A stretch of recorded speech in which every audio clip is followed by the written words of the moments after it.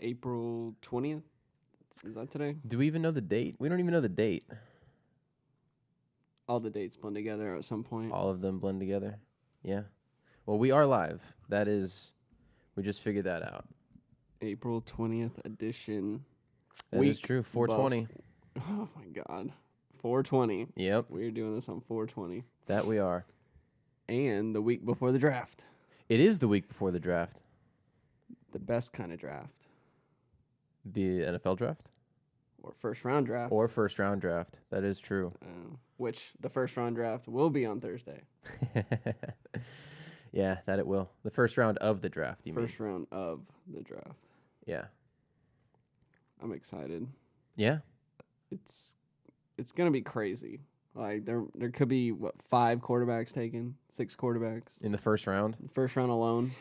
And I know you and I, depending on how the draft goes next week, you and I might dedicate the entire show to whether or not teams should even take that many quarterbacks in the first round.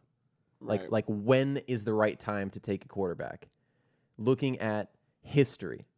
Like, when have teams taken quarterbacks? When has that worked out for those franchises? There will be at least 4 taken in the, first 10 picks? There might be 4 taken in the first 5. Yeah. This is ridiculous. So, and we've seen it in the last couple of years where multiple quarterbacks, or multiple years, quarterbacks have been taken 1-2. Yes. And it's likely going to happen again. Yes. And before it only happened a handful of times, and now all of a sudden it happens almost every year. And if you think about the best quarterback duo to go 1-2 in recent memory is Jameis and Mariota. And neither one of them are trending towards being elite anytime soon. Both Heisman winners. Yeah, they both won. Yeah, back-to-back Heisman winners went 1-2. That was the first time that's ever happened, right? Yeah, and then Mariota beat him in the college football playoff. Yeah, well, was it Mariota that beat him, or was it Oregon that beat Florida State? It was Mariota. So, yeah, it'll be fun. A fun week next week, fun weekend. Yeah. But who it won't be fun for, possibly, maybe, are the Dallas Cowboys. Draft weekend? Because now they have another position to fill. Do they? Oh, they do. I'm not so sure that they're already better at receiver than they were last year. I'm not saying they're better or worse. Yeah. I'm just saying they need a wide receiver. I'm pretty sure they're better at receiver than they were last year. They're gonna need a guy though, because right now their best wide out, like outside the numbers, is Terrence Williams, which he's not a number 1. I don't know if he's a number 2. Allen Hurns might be better than Terrence Williams. Oh, Allen Hurns is definitely better. Okay. But he hasn't been with the team yet, so... That is true. But he is on the team. The best returning guy is Terrence Williams. Yes. I like Allen Hurns a lot, but yeah, they're going to need somebody else. I think Allen Hurns steps into Dez Bryant's role as the number 1, and the Cowboys get more consistent production out of him than they got out of Dez the past 2 years. So the thing with Dez and what everybody is knocking him for, there's some people are saying he's done. Some people are like, oh, what's going on with him? And there are so many factors that come into this. Yeah. And I don't think he's done by any means. A lot of guys can resurrect their careers, most notably Larry Fitzgerald. Yeah. He was done. Everybody's like, oh, man, he's done. And then he moves to the slot. Yeah, and then 2 years ago, he leads the league in catches. Right. From quarterbacks, I mean, Carson Palmer's okay, but he's played with some bad quarterbacks. Yeah. And that's part of what it comes down to with Dez. Not that Dak's a bad quarterback, but he had such a connection with Romo that you can't replicate that with anybody else. No. Like they just had that connection. It happens, Yeah. It happens in every sport. Some guys just play well together and some guys don't. I think that's the main reason for Dez's drop off. Because it's like what I say in fantasy every year. When a quarterback goes down, in fantasy, like I think the best example of what you're talking about is Jordy Nelson. He's one. Because I was going to go another route, but yeah, he's one. Because when Aaron Rodgers was hurt, Devontae Adams didn't miss a beat. No.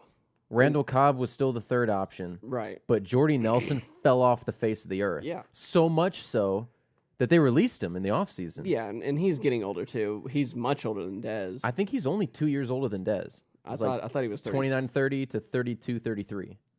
I think he's in Dez that is range. what, 29? I think Dez turns 30. I thought Jordy was about 34. I don't think he's that old. I'm going to look. Yeah, we should look that up. But yes, that is one guy I was thinking of because when a quarterback goes down, then in fantasy you kind of have to think of who's going to be the guy. Jordy was born 32. Yeah, he's 32. Okay. I don't know why I thought he was older. Because he's been there so long. Maybe he just looks old. I don't know. But Is it the short hair that gets you? maybe it's him playing at Kansas State. I don't know. Yeah, well, we are going to find out, though, the type of receiver that like a Danny Amendola can be with a Blake Bortles at quarterback as opposed to a Tom Brady at quarterback. So, but what route were you going? He went to Miami. Yes. Oh, you're right, Miami. So, I forgot. Well, same thing. Yeah. Tannehill, Bortles, Blake whatever. Bortles, Ryan Tannehill. Is Tannehill going to be the guy next year? Oh, That's yeah. another team that could be Yeah. looking for a quarterback in the draft. Oh, everybody's always looking for a quarterback, but yeah, he'll be back. Cutler will be out. Yeah. But yeah, like I was saying, so Jordy Nelson falls off. Mm-hmm. So you typically with wide receivers, you have the guy that falls off, but another guy that rises. So Adams was the guy that rose. The other example was in San Francisco when Garoppolo came in. You just have that connection with somebody, and for him, it was Marquise Goodwin. The dude was amazing. Yeah. Goodwin was so phenomenal in the final, what? Is that 5-6 games? Yeah, whatever it was. He was so good, I started him over Mike Evans in fantasy. And it paid off. Oh, it paid off huge. Yeah. And that's the kind of stuff I'm talking about is when you have the change in quarterback, the change in wide receiver follows too. Like, who's the guy? So, like, Dak, his first year was Cole Beasley. Yeah. Cole was amazing. Mm-hmm. But then last year, it seemed like everybody was down. Well, I think what they tried to do was they tried not to feature Cole. Like, that was the game plan early in the season, was that they were trying to get the ball to Dez and get the ball to Terrence Williams. Right, and there were a lot of forced throws to Dez. Yeah. Maybe just trying to, whatever, Especially, appease him. especially in that game that they were just getting blown out in Denver. Yeah. Like, Dak just started throwing the ball up for grabs. Right. And then Dez did have the major drop in the pick six. Yeah. I mean, that was all Dez. That was through the hands, Yeah. into the wrong hands, Yeah. and then touchdown the other way. So Yeah. that's the main part, I think, with Dez. The other part is coaching. Not every. 99% of players are system players. Mm-hmm. And it's primarily on the offensive side. But they rely so much on being in the right fit. And then when you change the quarterback, they don't have the coaching staff to adapt. I can't stand the Cowboys coaching staff. Can't stand it. Not even a fan of the Cowboys. And they drive me absolutely nuts because they don't adjust at all to either their players, the game, the other team. I feel like they just go out there and call a play. I don't know what they do. This is what we do. So This is what we're going to do. That's the other thing. Like, I think Jason Garrett's terrible. So if Dez went to a coach that actually knew how to use him or maybe scheme specific routes, plays, whatever against the defense, Dez could be great. Yeah. Like, he could really fit into an offense and be productive. And that's why I keep saying the Patriots, because, like, they know how to adapt to anything.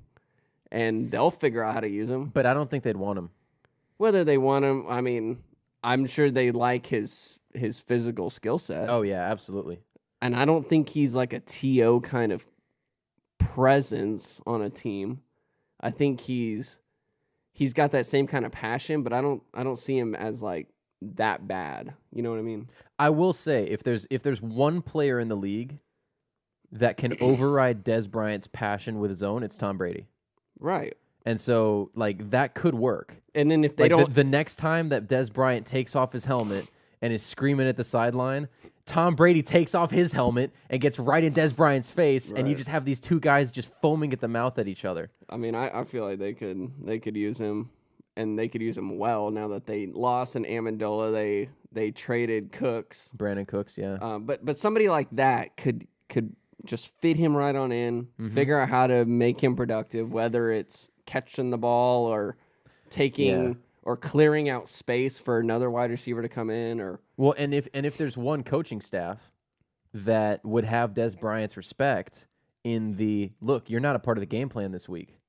Like, your job in the game plan is to clear space for Gronk this week. You know, if there's one coaching staff that would have that type of respect from Des Bryant, it would be the guys that have won 5 Super Bowls. Yeah, and of course, every player wants to be helping. They want to catch the ball. They want the stats because they want to feel like they're helping. But yeah, I feel like if you're upfront about it, like, hey, here's the game plan. It may not be your week, but your week will come. Like, I'm sure he would be okay with that because he wants to win. Yeah, I don't doubt that at all. No, me neither. And the Cowboys, I don't think, just know how to do that. I do think though that since he had was it the same year that Tony Romo had the back injuries that like kicked him out, like, and Kellen Moore was the quarterback. It was that same year that Des Bryant had the foot problem, right? The Liz Frank fracture. He's had so many problems. Probably. But that was I think that was 2015 because he only played like 8 or 9. Let me see. I have his career stats pulled up. Right? Oh, yeah, 2015 he only played the 9 games. Yeah. Since that injury, he has not been the same. No, and that's when he signed his deal. He has not been consistently the same. That's what I'll say. Is like, so we've seen flashes. Like when the Cowboys were in New York in the second half of last season and Dez caught that slant and then just took off to the pylon and was just outrunning everybody. Like, that explosive athleticism is not present on a play-to-play basis with Dez Bryant. And so whoever signs him needs to know that going in. I'm sure not, they do. I just don't want people to expect, 2012, 2013, 2014 Dez Bryant that totaled 41 touchdowns in 3 seasons, Like, I don't want teams to think they're getting that player. Right. When And we're talking about his down year where he played every game. He still had almost 70 catches and had over 800 yards. Yeah. Like, he's still, like, that's not worth what he was making. No. But he's still a productive player. The biggest problem, though, is that he had 69 catches on well over 130 targets. Oh, yeah. And so... I mean, there were drops. There were bad passes. Yeah, there were bad throws. There were clear drops from Dez. Yeah. So it's not all on him. Yeah, they just weren't on the same page. And, like... No. When you change quarterbacks, it happens. Like, guys come in and they just have that feel of where a guy's going to be. They have that chemistry. Yeah. And it just wasn't there with them. No. And, it happens. It's whatever. So Dez can find that chemistry with somebody else. I mean, the team that keeps winning the offseason, the Rams, what if they ended up with a Dez Bryant? So they have Dez Bryant, Brandon Cooks, Cooper Kupp, and Robert Woods. What if somehow they could finagle Dez Bryant into their team? Into the cap? They probably can. Because they're not paying Jared Goff much right now. And I love their coach. Well, and so what Dez Bryant could do is like a 1-year deal there and then try and make his next big buck next offseason. Yeah, I fully anticipate him being on a 1-year deal. Like, maybe 2 years. Like I would say a team option on the second year. I would say unless he signs with a team like the 49ers. Right. Because that's a team without a clear number 1 option at receiver. And at least if they have a Dez Bryant presence on the field, that would guarantee that at least one player on the defense is focused on Dez every play. Yeah. And that could open up a good win. And that's a team that has cap space and a need for a guy like Dez Bryant. Yeah. And there's another brilliant offensive mind in Kyle Shanahan. Yeah. With a young emerging quarterback in Jimmy Garoppolo. That could be a pretty good fit for Dez Bryant. He could figure it out. And even if they wanted to sign him multiple years, they could almost backload it, or because Garoppolo's deal is so front loaded. Yeah. Well, they could also front load Dez's deal. Yeah. They have the space up front. And man, them front loading that deal is so amazing to me. For Garoppolo? Yes. You want to talk about it? Well, no, but it it opens up so much room for them down the road when they're anticipating being really good. Yeah. If everything works out. But yeah, I anticipate Dez actually being pretty productive next year. I'm not saying he's gonna have 80 catches and 1,200 yards, but he had stats last year. You know, he still had six touchdowns. He's still a great red zone threat. Yes. Like, he's so physical. I think one of the things that was so frustrating about from the Cowboys fans' perspective, like mine included, is that he had his chances. They were targeting him. There were passes on target. He had plenty of chances to make these numbers 1,000 yards, 10 touchdowns. Like, he had those chances.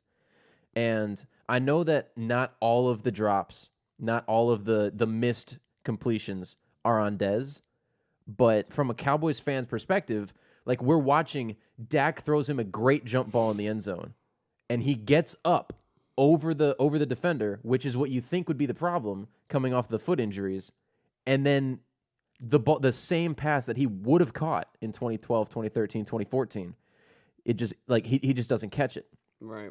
And that was the kind of play. It was like the Dez Bryant special. Like, there were not receivers in the NFL making that play as consistently as Dez, but now Dez is also not making that play as consistently as he used to. And so, like, from the Cowboys fan perspective, like, he had so many more chances because they were just feeding him the ball, or at least trying to. Yeah. To make these numbers look so much better. His catch percentage basically dropped over 10% since Dak has taken over. Yeah. If you just take out the injury year where he was injured, Romo was injured. Yeah, it was Kellen Moore when Dez was playing. Right. His catch percentage was 43%, like, you know, whatever. But with Dak, it was almost the exact same the 2 years. Yeah. Just over 52%. Mm-hmm. Down from, let's say, an average in the low 60s. Yeah. With Romo, the 5 years he was with him. Yeah. I mean, that's huge. I know. Well, if you just pull that down to a game-by-game basis, say that he gets 10 targets per game, right, which is just under what he's getting, right? He's getting, like, somewhere between 8 and 9 targets per game.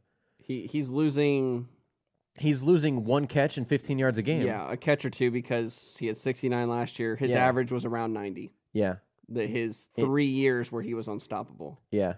And if he gets an extra catch a game, then he's over 80. And so it's not like the game plan changed. It's not like they were avoiding him on the field. An extra catch a game.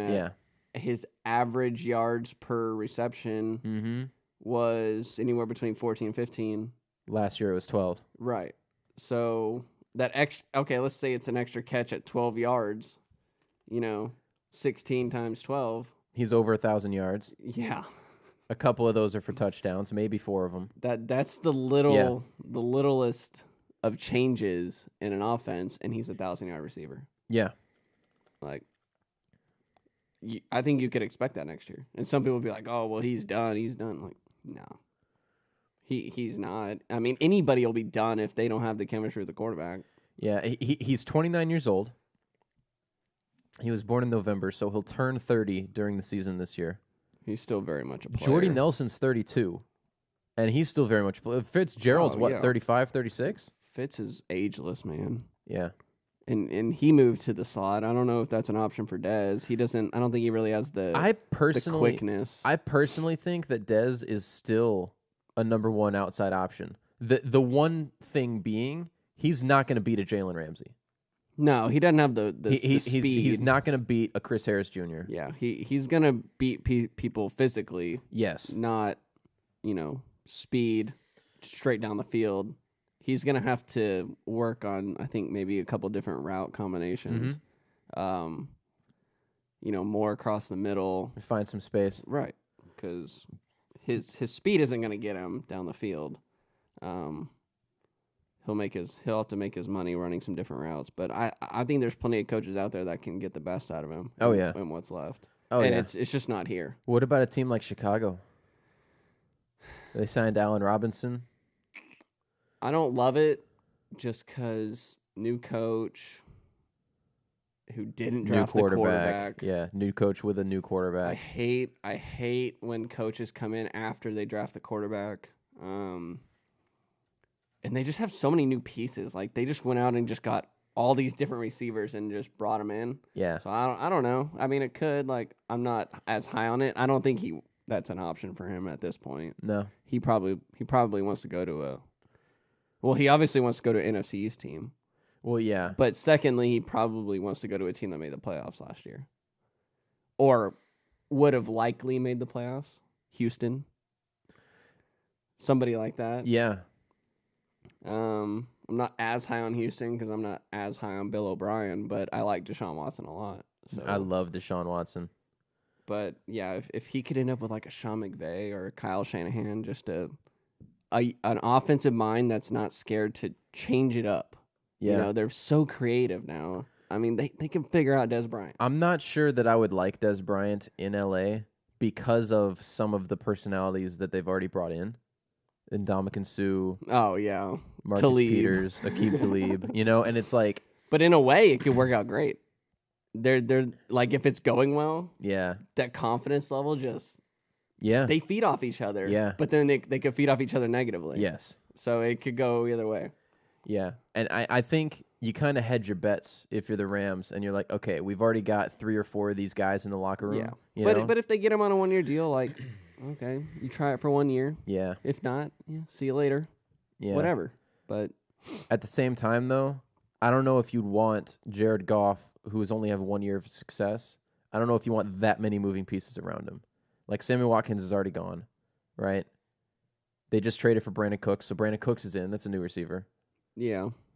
I do like Cooks, though. And then if you bring in Dez, that probably bumps Cooper Kupp out of the lineup. And Goff and Kupp have good rapport. Yeah. Unless Kupp could move to the slot. I don't know. He's already in the slot. Oh, is he? Because it was Watkins and Woods on the outside. Oh, yeah, that's right. Woods. And then it was Kupp playing that third slot. Well, he could still play the slot. Yeah. Because Cooks and Dez would be on the outside. But what about Robert Woods? Kupp's his guy. Yeah. You're not high on Robert Woods? No, he can take a hike over Dez. Man. Although Sean McVay will make Robert Woods look 10 times better than he is. Kind of like Garoppolo with Marquise Goodwin. Yeah. Love me some Goodwin, though. He's got some speed. Yeah, he does. Well, he was a track star in college, right? Oh, yeah. He went to the Olympics. On the Olympic team, yeah. He did like the long jump or triple jump. Either way, he was jumping. Let me look this up. Because he went to Texas. He was jumping? He was a Longhorn. Yeah, that's right. I remember that. Dude can fly, man. Marquise Goodwin, Olympics. That would have been 2012? Marquise Darrell Goodwin, American football wide receiver and kick returner. Former Olympian who competed in the long jump. Long jump. Yeah. Yep. I think that was the 2012 Olympics. That would make a lot of sense. Yep, 2012 Olympic long jump qualifier. Yep, 2012. That a kid. Apparently he did try to qualify for the Olympics in Brazil, but came up just short in qualifying. Yeah, he's an athlete. But yeah, we'll see where Dez ends up. I don't know if he'll end up anywhere before the draft. Before the draft? Yeah, it would surprise me. Because teams will kind of see what they have. Yeah. Because the Cowboys waited so long to do this. Yes, they did. Which I'm sure Dez is thrilled about. So yeah, we'll see post draft when everything kind of takes shape on who's got what. Mm-hmm. Because teams looking for a wide receiver in the first round they'll wait on Dez. Like, they're gonna see what they can get. Yeah. But yeah, I expect a playoff contender to go snag him post draft. We'll see. Speaking of draft, Thursday, Big D. That's right. The draft comes to Big D. First round. Hopefully Thursday. The draft itself actually falls to Dallas too. And we kind of get a really good option. Man, there's so much. What's the word? Not confusion, but just nobody knows what the Cowboys are gonna do. No, I don't think the Cowboys do. Like, I honestly believe, sitting here today, that they have not set a number one. on their draft board. Well, Like that they would realistically expect Right. to be there at 19. That is I'm in the top 10 sure. pick. I'm sure that they've graded the quarterbacks Yeah. and that they have their number one. I'm sure that they've graded like the running backs and they've got their number one, and the receivers they've got the number one, Right. Yeah. and the linemen and they've got their number one. Like I'm sure that they've done that like position by position. But overall, But as far as who they would take, realistically expecting certain players to fall to them, they have the 19th pick. Certain players that they can realistically expect to be at 19, I don't think that they have an idea of who they're taking yet. Like, there's so much speculation because their biggest needs or biggest talking points have been wide receiver, linebacker, yeah, and secondary, safety. safety. Safety. Yeah, we'll say safety. Yeah, because they have Byron Jones, who's okay. Right, and they just don't know what they're ever going to do with him. They say they're going to put him somewhere, and then they just switch back and forth. Yeah. So, Well, I think now that the Cowboys, like Jordan Lewis, Chidobe Awuzie, maybe Anthony Brown as a slot guy, I think Byron Jones kind of fills into the safety slot now. they could fill safety during the draft. Yeah, Day 2, trading for Old Thomas. that is true. They could trade their 2. That is true. And I a day 3 pick. I personally think that the number one need is offensive line. The depth, yes. Like what they saw last year is that they have nothing. Tyron Smith is falling apart. He concerns me greatly Tyron Smith is falling apart because it's his back. They need to move Lyle Collins back to left guard, Yes, and then they need to guard. find another offensive tackle. Like they need somebody that can play the right outside, and like so they have no depth on the offensive line. 0, which they'll clearly address, but it's not going to be with their first pick. But it should be. It could be. It's the number one need on the team. Like the defense was awful 2 years ago when they went 13-3. I can pretty much guarantee you they're not going to take a tackle in the first round. Here's the Cowboys' mindset. They should have last year. They're gonna assume that the best guard or the best tackle in the game is gonna be okay physically. Which, Tyron Smith. if he's okay, great. Yeah. But back issues are just the worst. Yeah. Like if it was like an ankle or something, no big deal. Uh-huh. It's his back. So like, but they're And thinking when you take that much physical punishment Right. on the down-to-down basis. they're thinking, oh well, he's had the whole offseason, it'll be fine. They'll address a backup in the 5th round or something, something later. No. But Well, the problem is they need a starting right tackle. They don't have anybody. yeah, The guy who was the starting left guard is gone, Jonathan Cooper. right. So, like, they have Lyle Collins, who was awful at right tackle. And back 2 years ago, when they needed him to be, whenever they were resting or Ron O'Leary or Zach Martin, that type of thing, he was really good at guard. Like, he wasn't great, but amongst the best offensive line in football, he was not exposed Right. at a guard position 2 years ago. They need to move him back inside, and they need to draft a starting right tackle, which they should have done last year when everybody that they wanted in the first round was gone, and they took Taco Charlton, who they didn't even give a first-round grade to. Taco. They drafted him instead of Cam Robinson.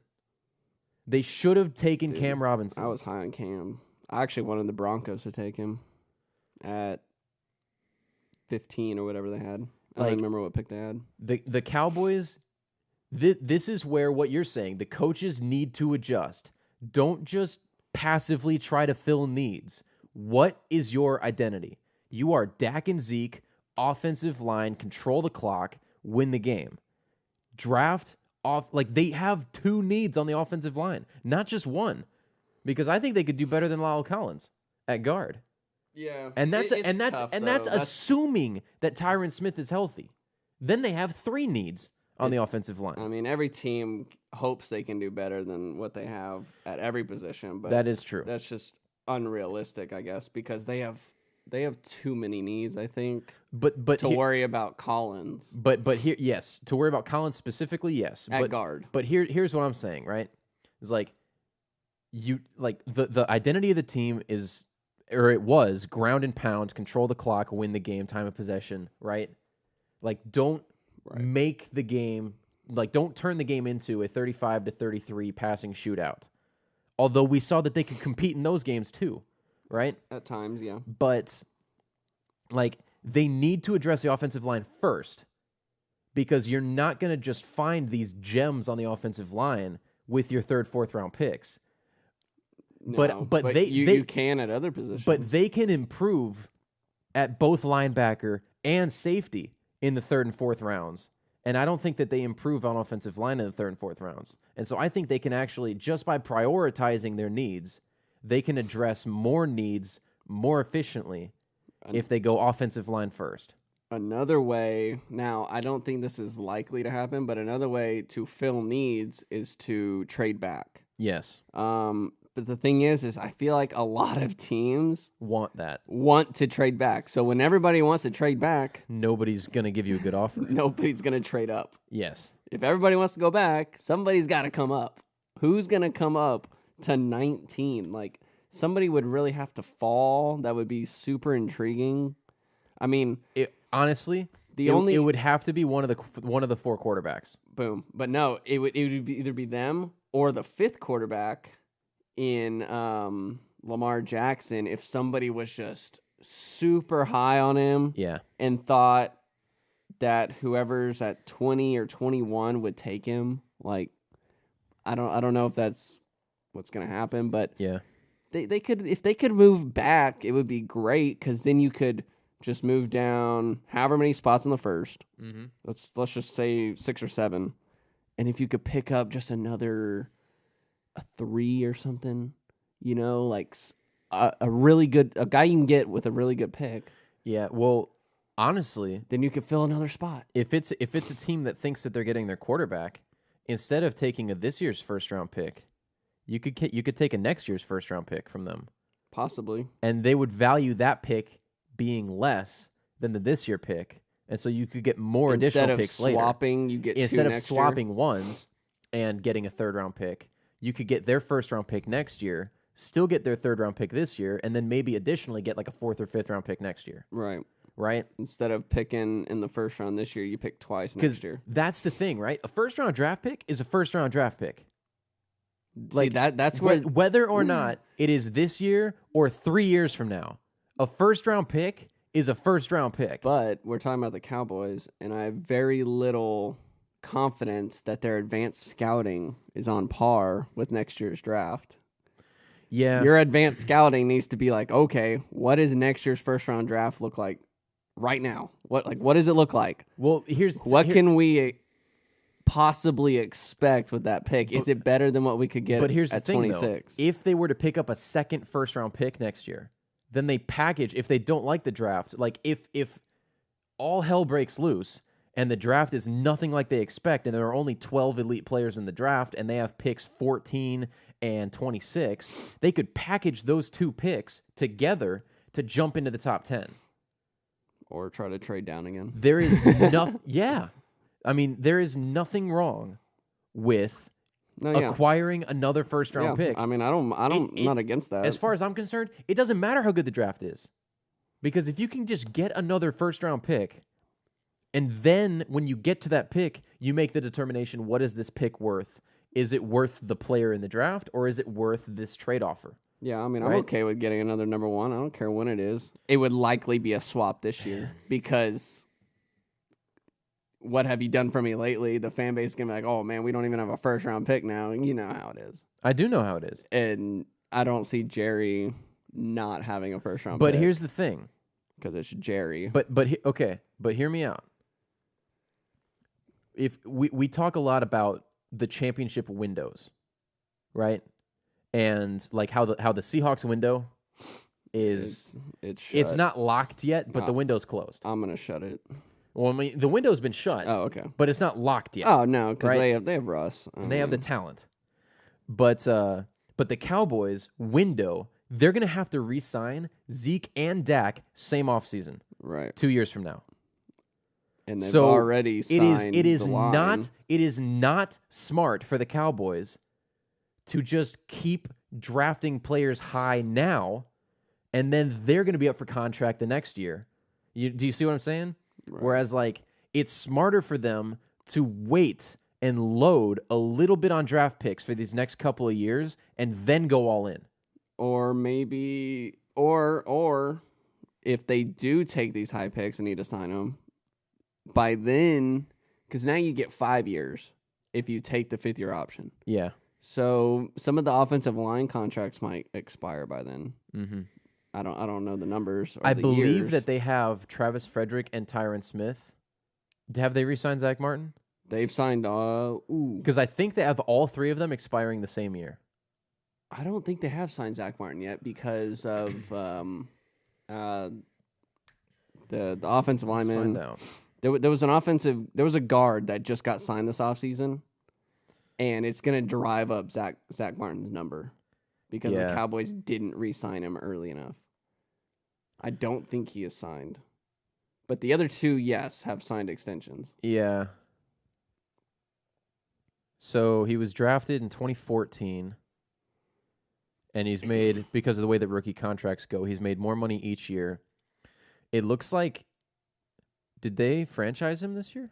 No. This is the 5th-year option? This is 5th-year option, yeah. Wow, that's so a this lot is of his money. last year. That's a lot of money. What is it?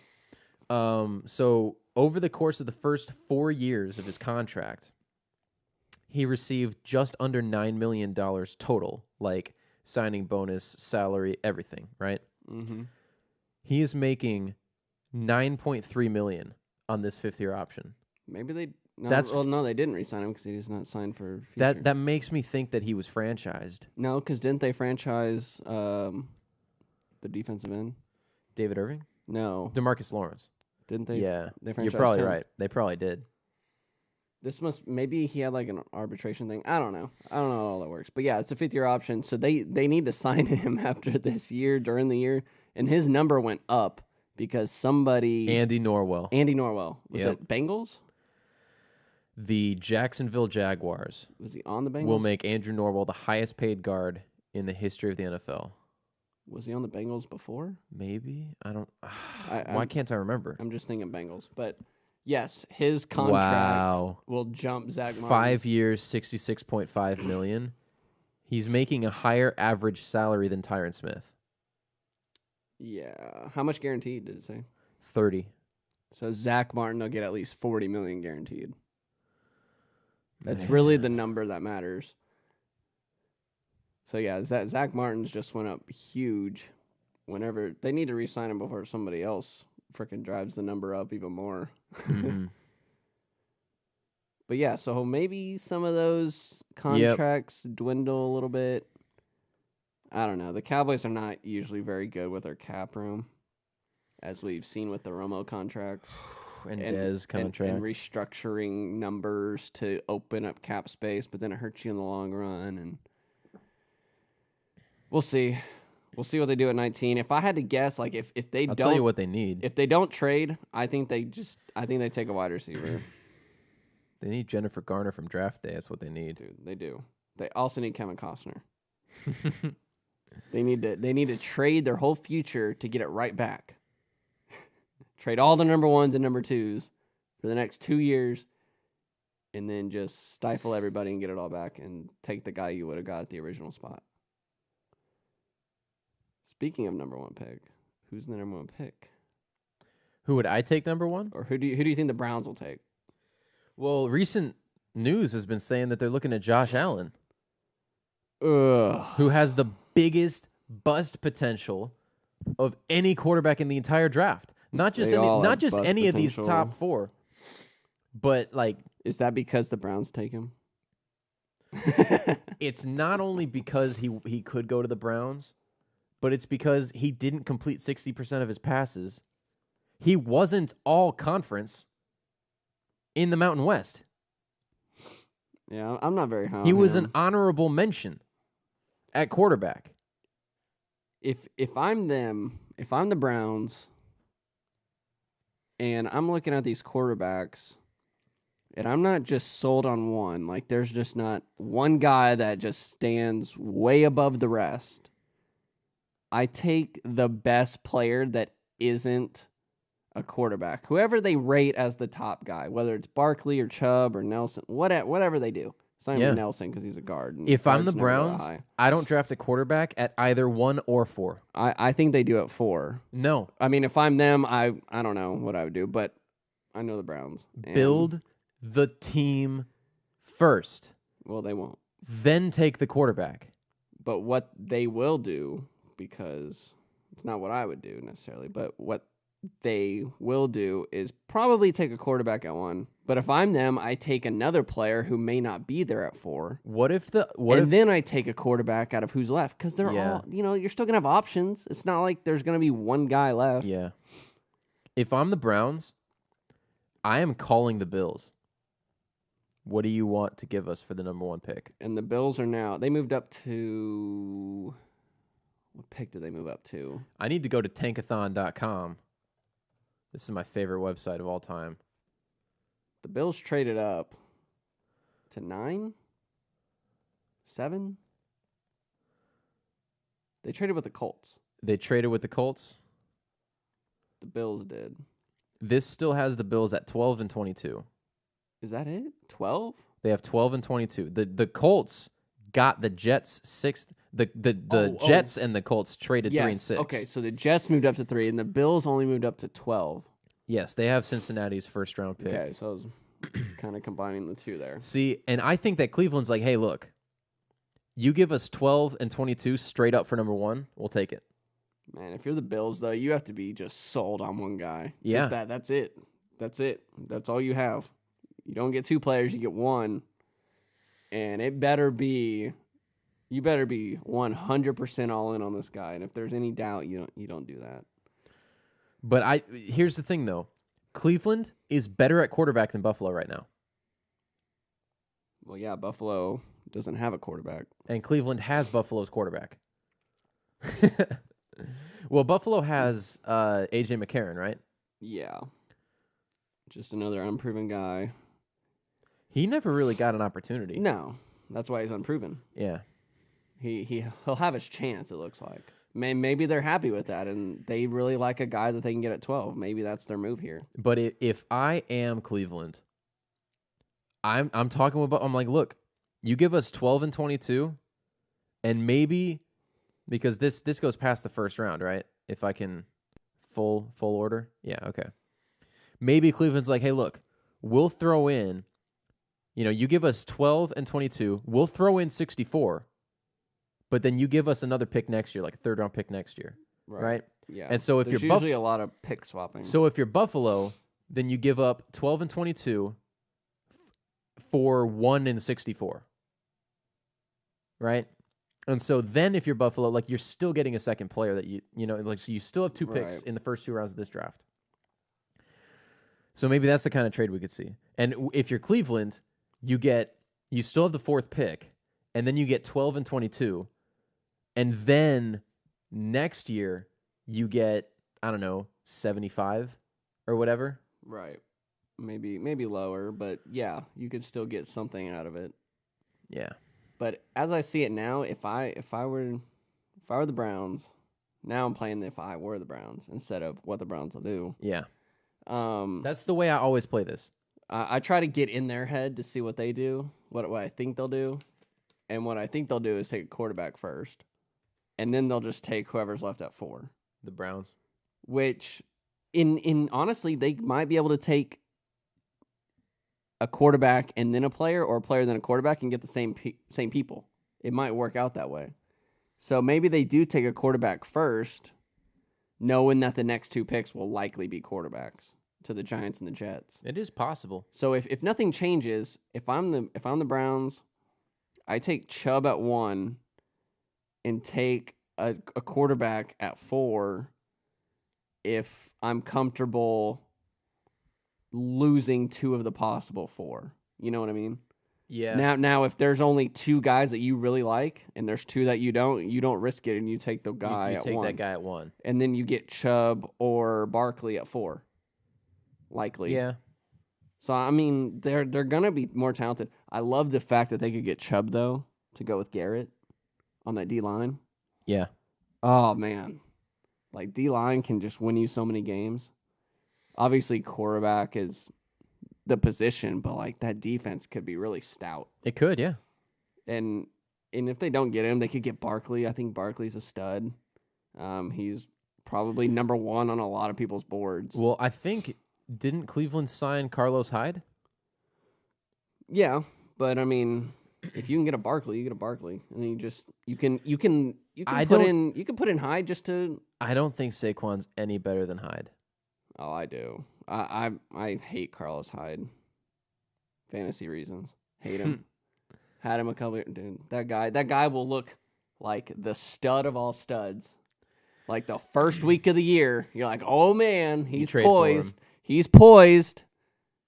And then he dies for the next 15 games. I mean, he'll be a decent guy. Like, he's not going to kill you, but I don't like him any better than Barkley. I love Barkley. I think Barkley's a stud. The only problem is it's running back, and running backs don't last forever. You know, they have the shortest lifespan. Yes. Of any position. Keep this in mind. They're in the AFC. They play in the North. They play in the AFC North. Which is generally the playoffs are played in the North. Not the AFC North, but they're played in the North. Okay, like the cold. They're played outside in the cold in the North. If I'm Cleveland, I try and draft the next Steel Curtain. If you can draft a defense and a run game, that'll win you in the cold.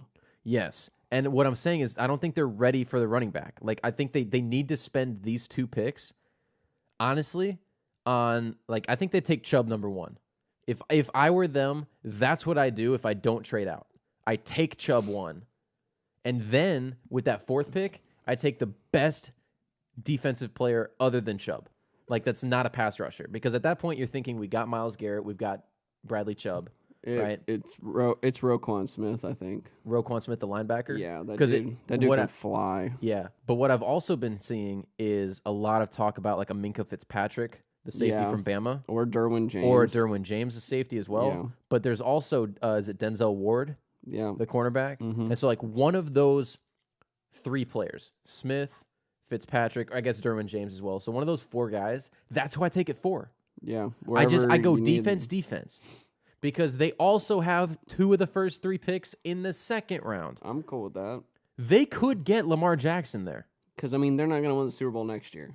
No. And if they're not sold on a quarterback, you know what? Fine. Don't do it then. What we need to do... They weren't sold on Carson Wentz. What we need to do is we need to start implementing the mindset, instead of championship window, is playoff drought window. And when is it? And this is not a joke. Like realistically, can it end? This is where are you along the path of getting back to the playoffs? Right. And is it next year? Is it 2 years? Is it 3 years? This is a team, and there are people that think like this, but I don't know if they go all in on the mindset. No, they This don't. is a team that should act like it's 3 years away from the playoffs. Teams like this, they fall into the public opinion. Yes. Of, you need to take a quarterback. Well, and this is where we can sit here and play GM and do all of this. All of this falls on its head if the owner doesn't like what you're doing. Right. You have to convince the guy who is signing the checks that this is what's best for your team. The GM and the head coach, or in some cases, it's both. Yes. Like they're the same guy. They're on the hot seat. So then they just take a quarterback because their job's on the line. Yeah. And then it sets you back even more because then it doesn't work out. You fire the coach next year, and you start over. You reset. You start over. And that's why when a guy comes in, it's like it's not as extreme as in college, because in college you have to recruit for multiple years. Yeah. But it's sort of the same mindset. Like you have to give him multiple years to really build the team he wants, and you need multiple drafts to do that. And you got to buy into what they're doing. Yeah. Because if you just keep changing it up and firing everybody every 2 or 3 years, you're just in that cycle. Yeah, because everything that we're saying here sounds great. It's like this is what these teams should do to get back on track to open a playoff window. So while Hugh Jackson may not be the best coach ever, at least give him some time. Like maybe hope that it works out instead of just changing it up. Yeah. So he might be on the hot seat though, and he might he might really want to go quarterback, and we'll be having the same discussion But in 2 years. This is why I really like what the 49ers did. Was they got rid of head coach and GM same time. Yeah. And they brought in head coach and GM same time. Right. And I like and they gave them both 5-year contracts worth a lot of money. So they have to commit. So they're financially committed. Yeah. Whether or not they're emotionally committed, they don't have that's a choice. Different, right? But they're financially committed. They bought in to these contracts so that they wouldn't 3 years from now be fair weather and be like, oh, you know what? Maybe it's not working out. You're gone, but you're not. And then you have to try and make it work with someone new. And then 2 years after that, it's like, oh, you're gone. They also had 3 head coaches in 3 years. It blew my mind. That's probably why they did that. It blew my mind a little bit. But this is kind of switching sports here. But in the NBA, Greg Popovich has the most postseason wins of any active coach. That's obvious. Who is second? Current head coach. Playoff wins.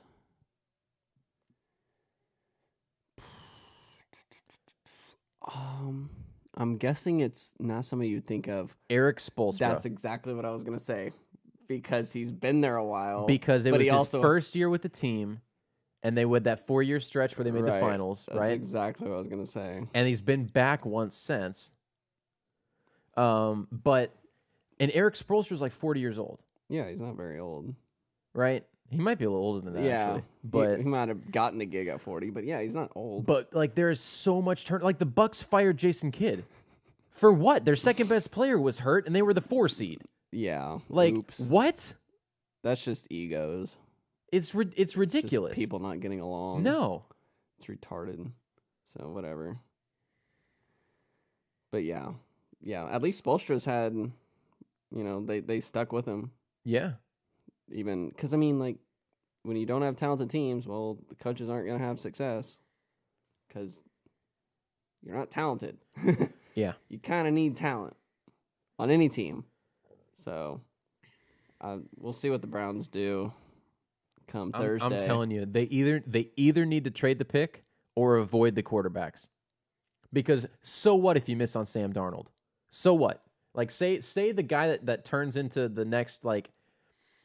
Maybe it's unrealistic to expect that any quarterback that comes into the league is going to be Aaron Rodgers or Drew Brees or Tom Brady or whatever, right? So unrealistic. The one thing that all 3 of those quarterbacks have in common, none of them drafted in the top 20, is because it is you literally can't know whether or not these guys are going to pan out.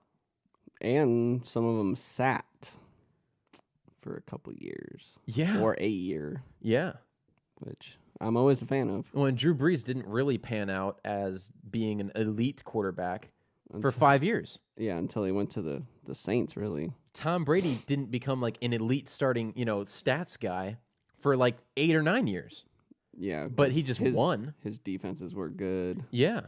And so it's like... And he was on that rookie deal. All of these quarterbacks... Like, I think personally, quarterback is the most overrated position as far as the amount of importance that is given to it. Like, it is the most overrated position in sports.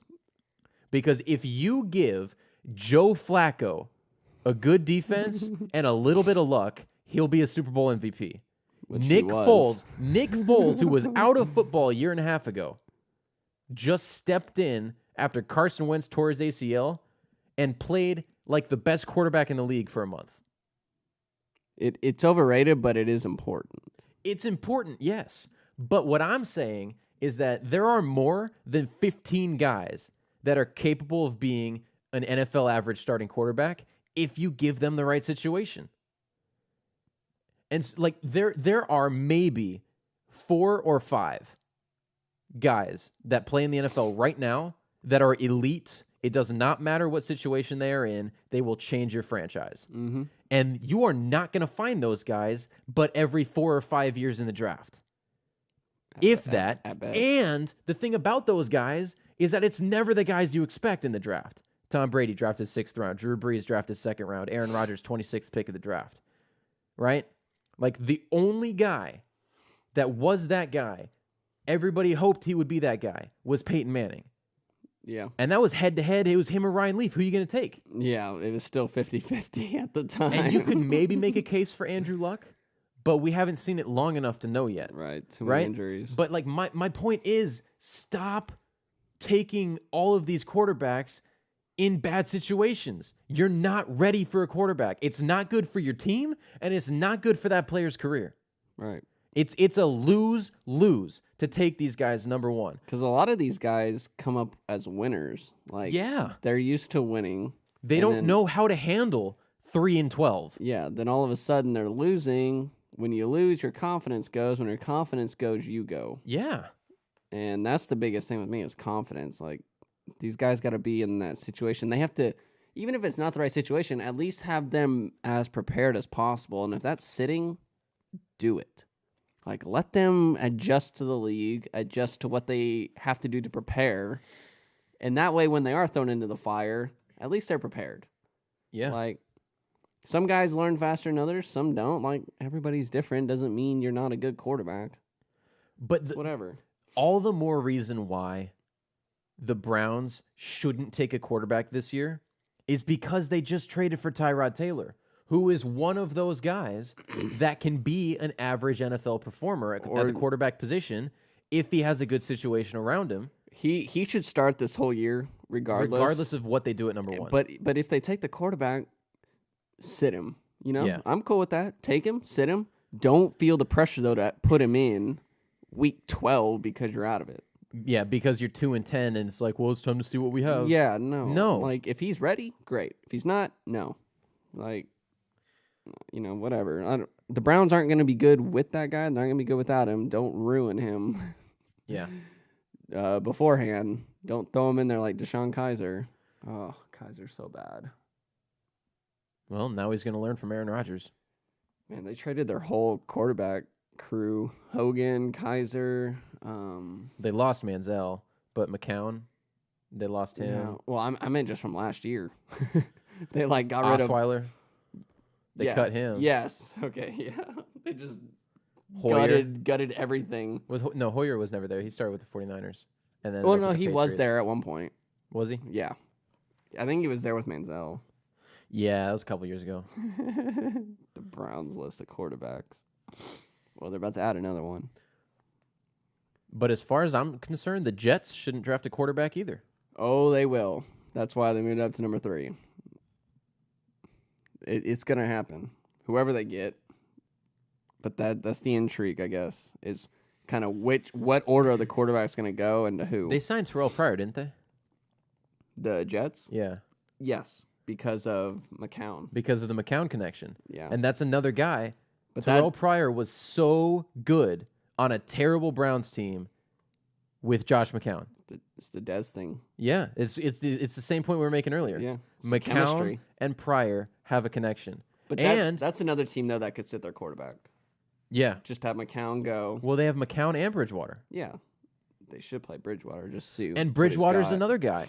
He's very much in the Tyrod Taylor mold, where it's like, look, if you got a good team around this guy, it's like Blake Bortles. Look, if you've got if you've got a good team around this guy, you're gonna win games. No matter how bad they are. It's like the Bears going to the Super Bowl with Rex Grossman. Jake Delhomme with the Panthers. Delhomme was okay. I'll give Delhomme a little bit of a pass. He was okay. He's a lot better than Bortles. But this is a guy that played for a Super Bowl. Did they win? No, they lost to the Colts. Okay. You talking about Grossman? Grossman lost. Yeah. But Delhomme lost also. To the Patriots? Yeah, okay.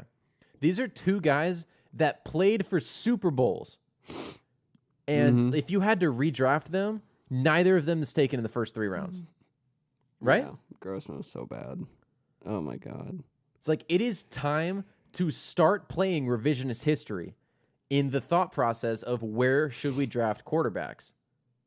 Start playing revisionist history in these drafts. See? Where should Marcus Mariota have gone? Where should RG3 have been taken? And Bortles, thinking about it, Bortles and Matt Ryan were taken with the same exact pick in the draft. Yeah. Both of them the same number of Super Bowl appearances. No, Matt Ryan's? No. Bortles? Oh, that's right. They lost. I just see you lose to the Patriots. I assume it's in the Super Bowl. That's my bad. That's my fault. But they did get close. God, they were close. They had a 10-point fourth quarter lead in Foxborough with Blake Bortles. If the Jaguars had made the Super Bowl the same year that Loyola Chicago made an NCAA final, I might have lost my mind. Well, they both almost happened. They were both right there for the taking, and neither one could take it. So we'll see what happens. NFL draft. You never know. Trades. I'll tell you exactly players. what's going to happen. Or we could have a who's the guy? Did the Chargers take him? No, the Dolphins took him. Tunsil. Laramie Tunsil. Could have a draft day debacle like a Laramie Tunsil, where the morning of some picture comes up and everybody passes on him. Could have one of those. That'll be fun. Okay, You never know what happens. If you had to put money on one player for that to happen to,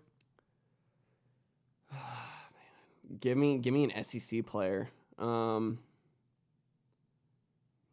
Baker Mayfield. Oh yeah.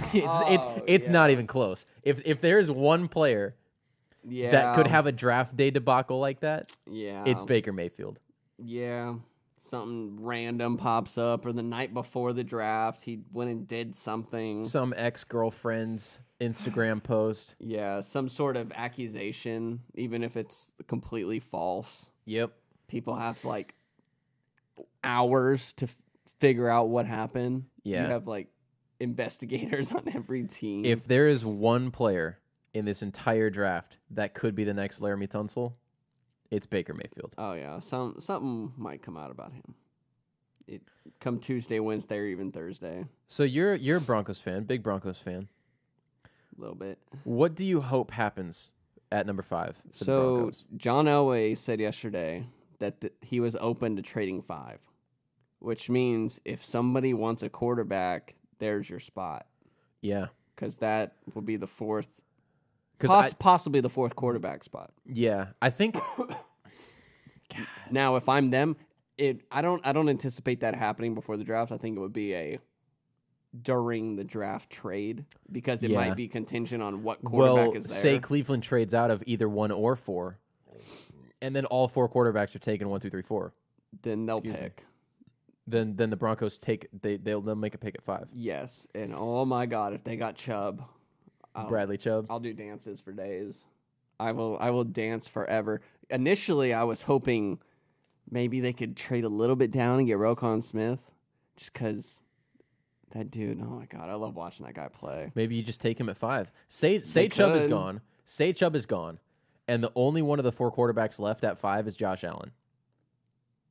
I don't think they're gonna take a quarterback.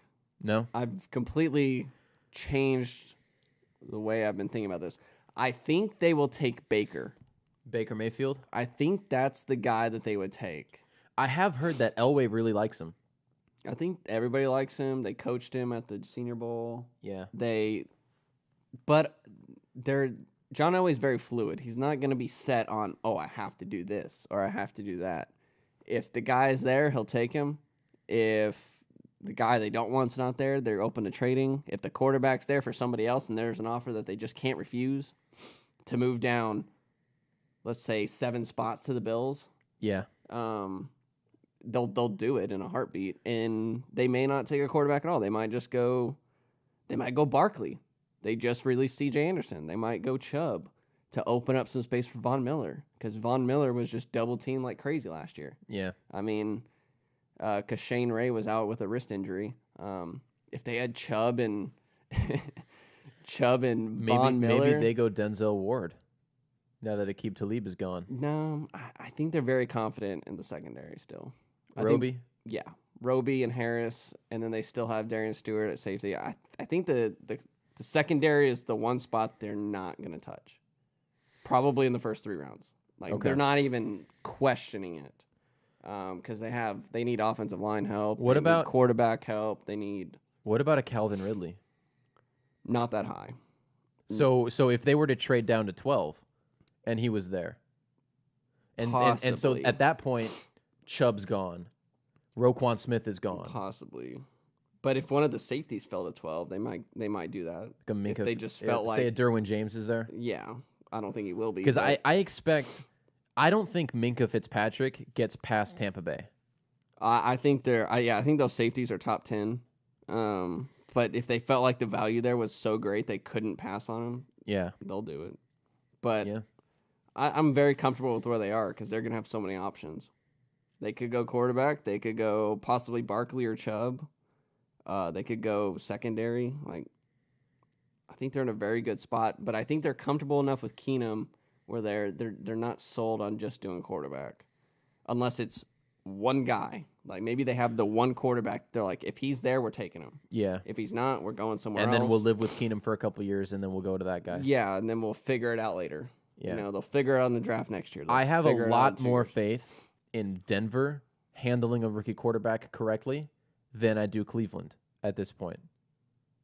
I do because of Elway. I don't. Yes. I don't because of the coach.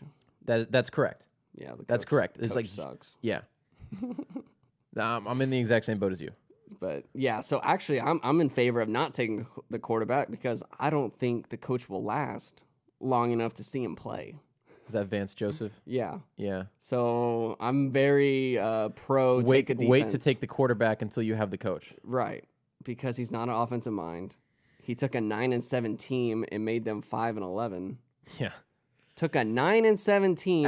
Weren't they 3-1 to start?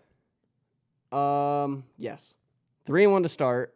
Took them, like 2-10. And actually they were better than the 9-7. Their roster was better than the 9-7 roster because the offensive line was better. But then they got injured, so then they essentially had the same roster. Yeah. And yeah, screwed it. Yep. So good for him. Take a defensive player. Defense can adjust easier to coaching than offense, I think. Yeah. So I'm okay with Smith or Chubb or take one of the safeties. I don't care. I'm just cool with defense. Defense wins championships. When's the last time that a team had back-to-back picks in the draft? Indianapolis has both the 4th and 5th picks of the second round. I'm sure it happens pretty frequently, just not in the rounds that we analyze. Yeah, because in the trade with the Jets, it looks like Indy had the 3rd pick, right? And they dropped down to 6. Right. Yeah, it looks like they also acquired the Jets' 2nd round pick, which was the pick after theirs. I've seen teams have back-to-back picks, but it's usually like 4th, 5th, 6th rounds or something. Yeah. Or compensation picks. Uh-huh. I think the Broncos had this situation like 4 years ago. So, I mean, it happens, but it usually doesn't happen this high in the draft. No. But good for them. And then they also have the 49th pick. So, I mean, they have 3 of the top 17 picks in the second round. That's good value. Including the 6th pick of the draft. So, essentially, they have 4 starters coming in. Yes. In the first 2 rounds. And they have their own 3. They have the 67th pick of the draft. So, they should have 5 starters coming in. They should draft 5 people that are starting for them next year in this draft. Yeah. That's huge for a team that has a lot of holes. Yeah. Well, especially for a team that should be getting their quarterback back. Hopefully. Andrew Luck. Maybe that's a team that looks at Calvin Ridley at 6. I don't think a wide receiver is going to go I wouldn't. high. I would go defense if I were.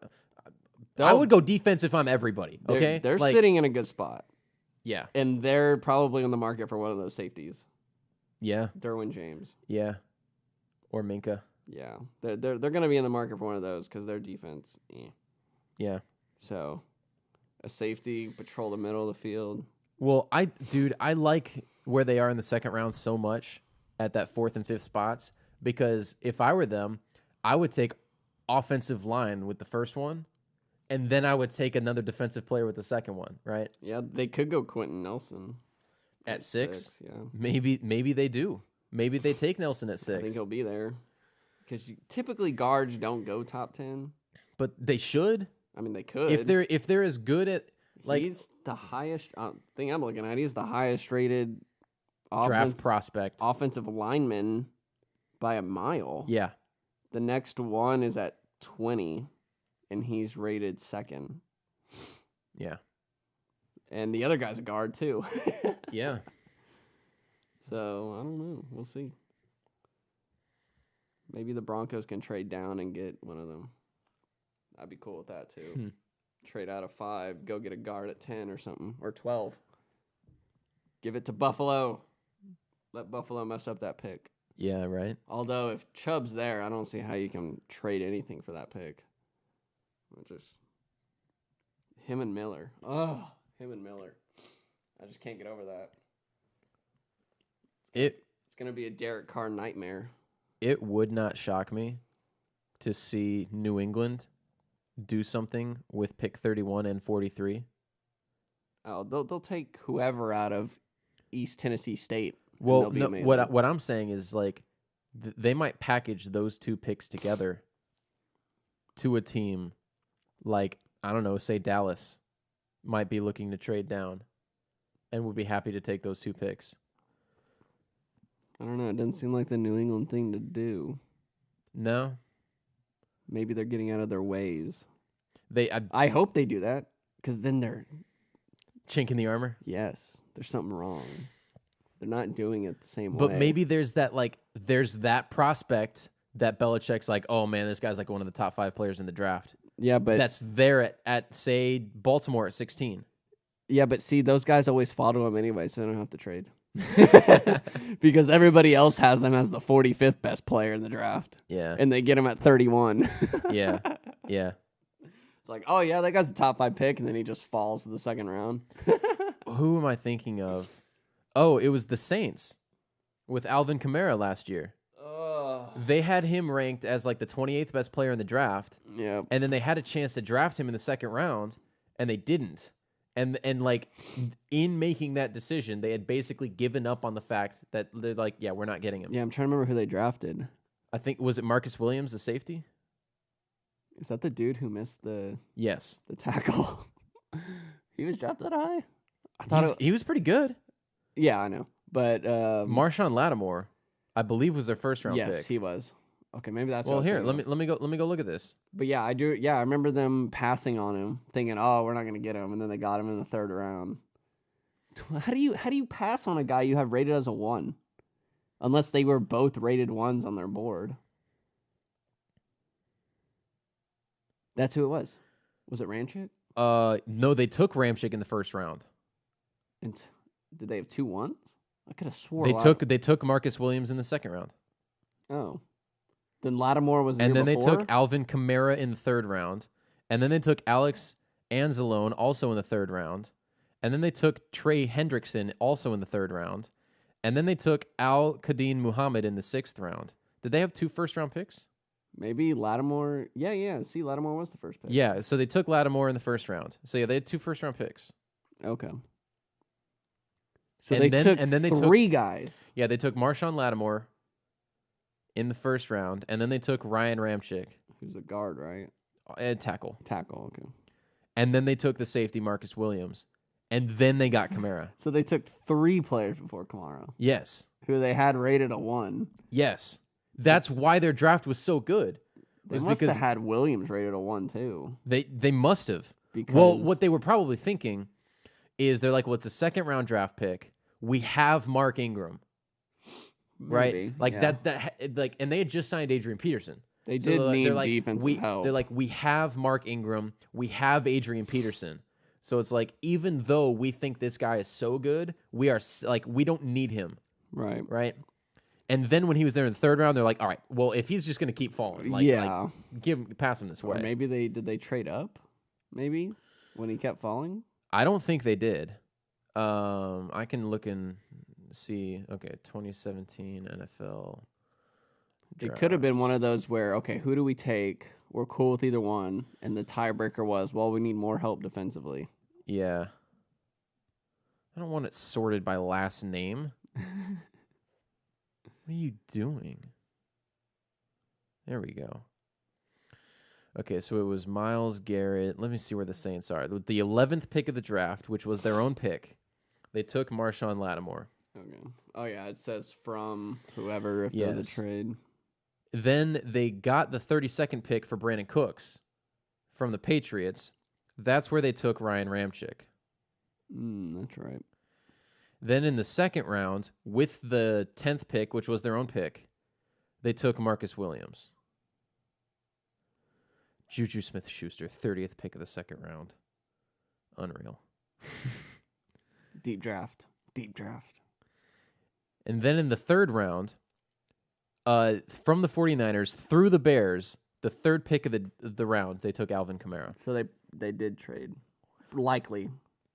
If it was a draft day trade, it's possible. At some point, they got it from the 49ers. I think it... Because with it was because the Niners had the third pick of the draft. Yeah.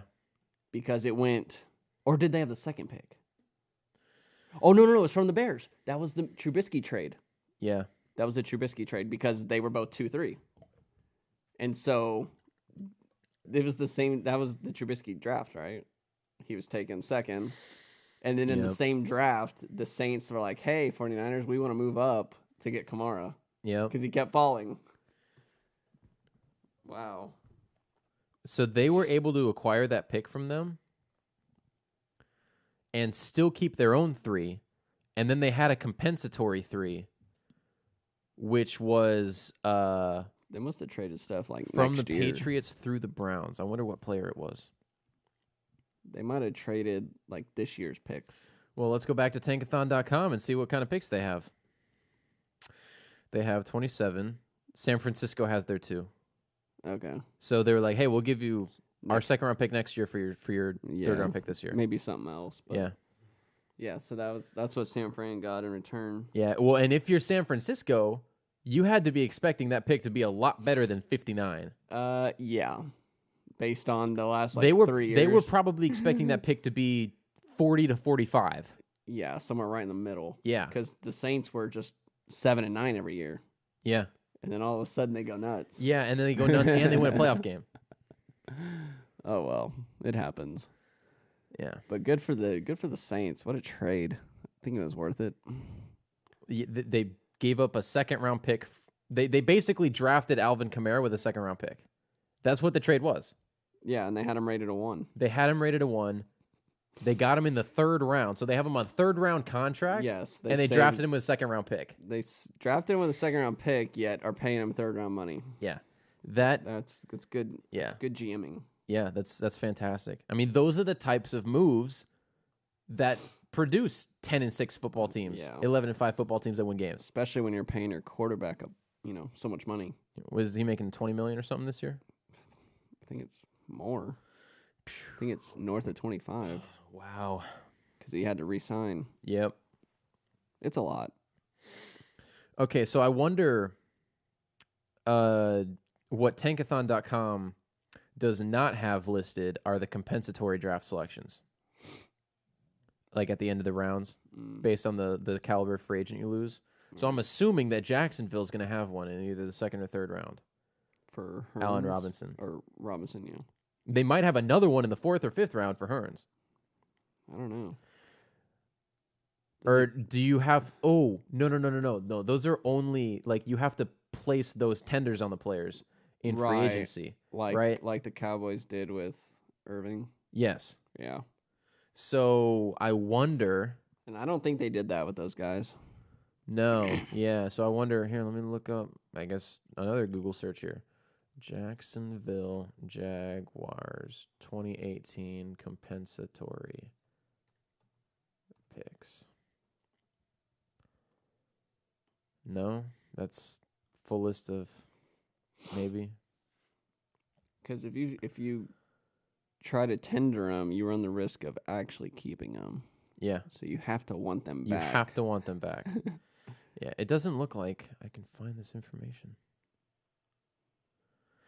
Dallas Cowboys could receive 4 compensatory picks. 2018 draft. Could. Well, one of them's a second for David Irving. Yeah. Which nobody's bitten on that yet. Wait, this is so last year?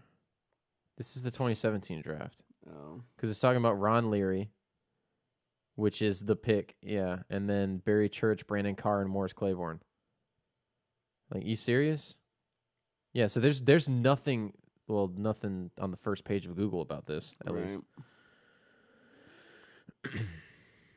That's frustrating. Here, let me see if I can pull up the rounds. I literally clicked on this and it says page error. Okay.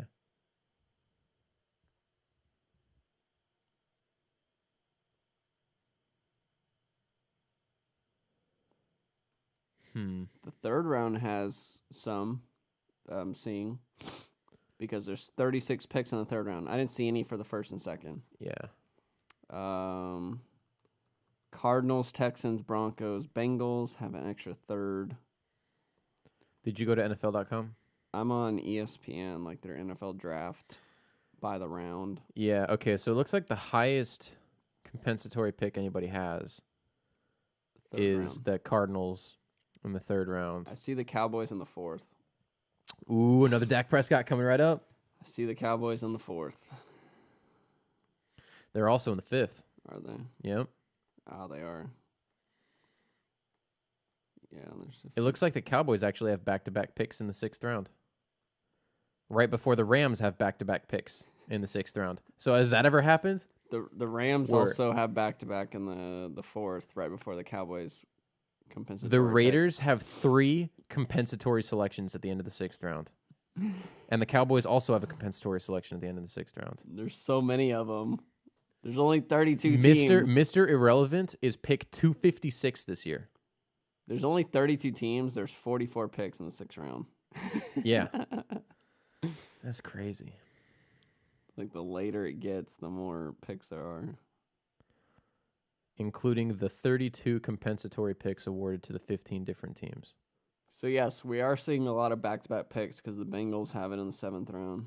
Yeah. Interesting. So, I wonder if teams intentionally try and do that. I don't think so because I feel like with compensatory picks, like how do you determine the order? Is it just random? Maybe it's by date of player signed. So, like, yeah, maybe how early the player was signed in free agency. So, like, when you place that tender on that player, you're hoping they get signed immediately. Maybe. Because you get the pick in front of whoever else. Goes chronologically or something. Yeah. Because it seems to happen a lot there.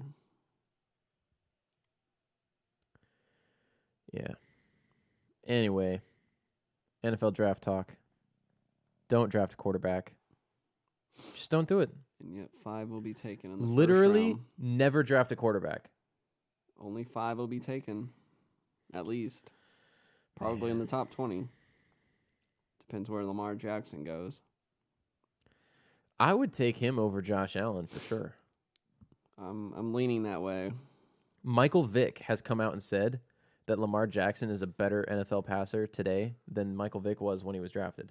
Oh, yeah. Vick had no touch, man. Yeah. Everything he threw was a laser beam. If you can get a similar career to Michael Vick's, minus the dogfighting ring, would you take that in the first round? Yeah, since he was the first overall pick. Yeah. So maybe after there are 3 or 4 teams that make a huge mistake next week, and then we do our SWAT podcast and we go through the quarterback draft analysis, maybe that's where we determine whether or not the Michael Vick pick was a good selection. Although I think if I had to guess right now, it's going to be yes. But I'm remembering back to our sports management class when we had to make those lists, we have to create the criteria for what is a good, like in what rounds, like what if you're taking picks 1 through 10, the standards are a little bit higher than picks 11 through 20, and the standards are a little like we have to determine what those standards are. I mean, off the top of my head, he did make the NFC Championship his second year? Yeah. Third year, maybe? So it was a lot of success early. Mm-hmm. Then jail time. And then more success in Philadelphia. Yeah, and then the 1 year in Philly. Yeah. And then he was just a backup in Pittsburgh to end. Yeah. So I'd say probably under the circumstances, it was probably pretty good considering I'm sure he thought he would never make it back at some point. Yeah, yeah. What a up and down life. Not even career. Just life. Yeah. All right. Segue. segue? I don't know how you segue from Michael Vick to the NBA playoffs, but let's do it. Oh, I'm going to do it. I'm going to do it real good. Because I don't know what game's on tonight. Oh, we have... Actually, I do know. It's Cavs. Cavs Pacers tonight, and that's pretty much all that matters because it's LeBron. Yeah. And LeBron basically beat the Pacers all by himself. 2 days ago. Was that 2 nights ago? Yeah, game 2. Yeah. Basically beat them on his own. 46 points. And somehow he led the team in assists and only had 5 or 6. I don't know. It's kind of small. Because nobody else was making shots. Nobody else can pass, apparently, and nobody can make a shot when they do pass it to him. It's kind of unreal. Like, they barely... No, they did score 100. I think they scored exactly 100. They won 197, yeah, I believe, because the Pacers had a chance to tie the game. Yes. So they scored 100. 46 of it was him. Somebody make a shot. Yeah. Somebody make a shot, please. Yeah. Somebody. Anybody. Take the guy off the first row. They're talking that they might start J.R. Smith. Whatever works. I mean, they have Kyle Korver. Like, you'd think he can make a shot. Maybe they have, 2 guys on Korver and 3 on LeBron. And Larry Nance is just bricking every layup he yes, gets. I think that's what's happening. Oh, my God. LeBron scores 46, or your best player scores 46. Typically, your team scores, 120. Yeah. Oh, my God. Looking at these playoff series, is there anything that just stands out to you as maybe unexpected or maybe just something that is exactly as expected? The Raptors Wizards is unexpected and expected because I don't ever expect the Raptors to wow me. Yeah, but I always expect the Wizards to disappoint me.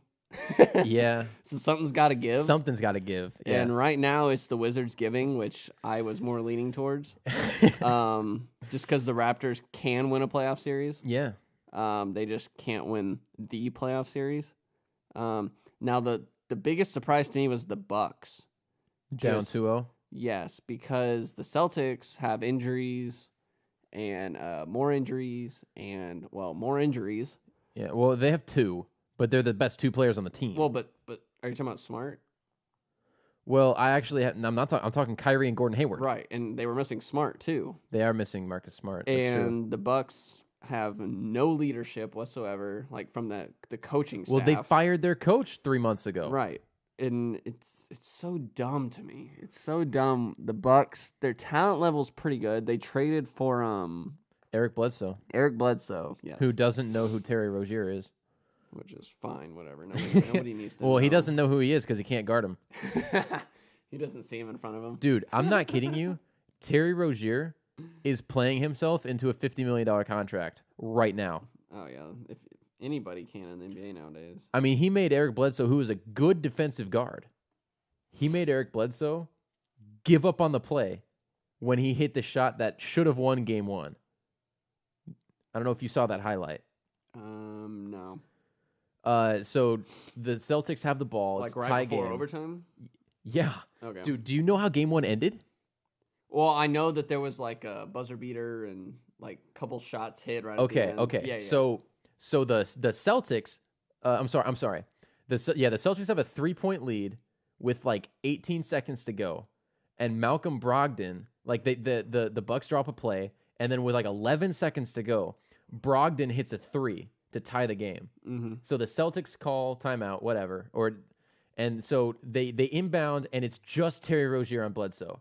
The rest of the court is just opened up. Brad Stevens is a freaking genius. He puts Terry Rozier, puts the ball in his hands to win the game, right?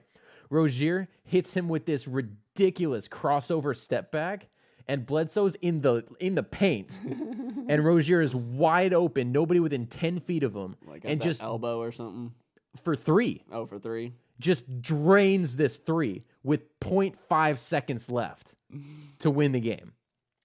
The Bucks call timeout to advance the ball. They inbounds it to Chris Middleton, who from 33 feet out just catches and just throws up a prayer. Swish, overtime. But then overtime happened, and But then overtime happened and the Celtics won. yeah. See, that's what I don't get about the Bucks. You have Giannis, who's one of the best players in the league. Yeah. You have Middleton, who's just a scorer that nobody expected ever to be this kind of guy. Yeah. And then you got Bledsoe. You have Eric Bledsoe. You have Malcolm Brogdon, who was the Rookie of the Year last year. Yeah. And you have Jabari Parker, who just came back. Yes. Why are they not better?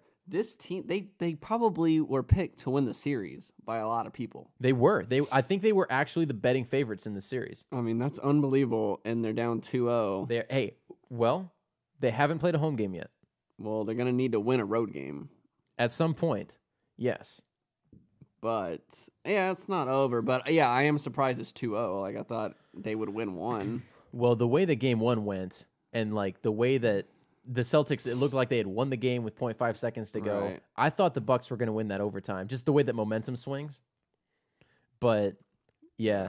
They're missing something, and I think it's coaching. To me, the most surprising series so far is the Pelicans up 3-0 on the Trailblazers.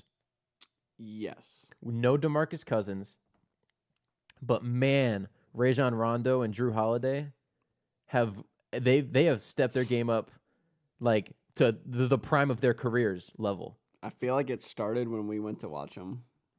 Oh yeah, yeah.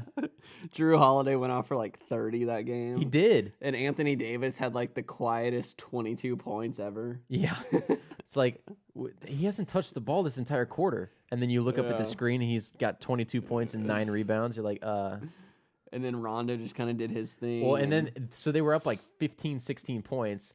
And then they were sitting everybody in the fourth quarter. And then the next thing you know, it's a 2-point game. Right. And they put in the starters and they won by 10. Yeah. Now, the story last night was Mirotic. Yeah. I mean, he was unstoppable. Yeah. I can't believe I'm saying that. Yeah. Fear the beard, as in like the lack thereof. Yes. He doesn't look like Andrew Luck anymore. You're right. He looked so much like Andrew Luck. It was unbelievable. Just like 6 inches taller. Yeah. Yeah. But yeah, they're up 3-0. That's and better at making buckets. I mean, with Lillard and McCollum, I thought, oh yeah, Portland's got a shot here. You know, they might win. Evan Turner, Nikola Jokic.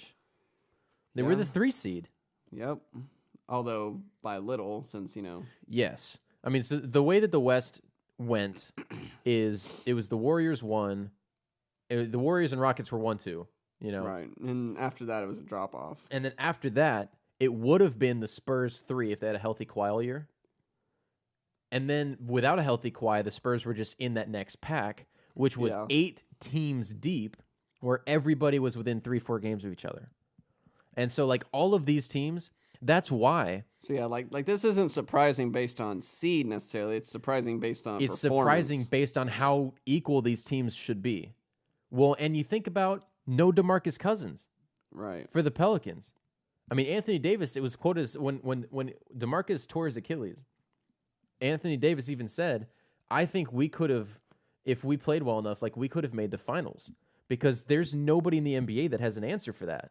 Especially if they're going to get Rajon Rondo and Drew Holiday playing like this at the guards. Yeah, you need the guard play. Because it's hard to win with 2 bigs, but if you can get guard play, make up for it. But I'm looking at the Blazers. They've scored 102 the last 2 games. That's not like them. They're usually running gun. We're going to score 110. Yeah. 115. Well, they're going to have to. Because for 4 games. Game 4 is in New Orleans, and it could be over real quick. Yeah. I mean, no team's ever won a series down 3-0 in the NBA. It's not going to happen this time, but, I mean, they might. Well, yeah, because they might squeeze out a game or 2. But there's no Kevin Millar on the Portland Trailblazers. Yeah.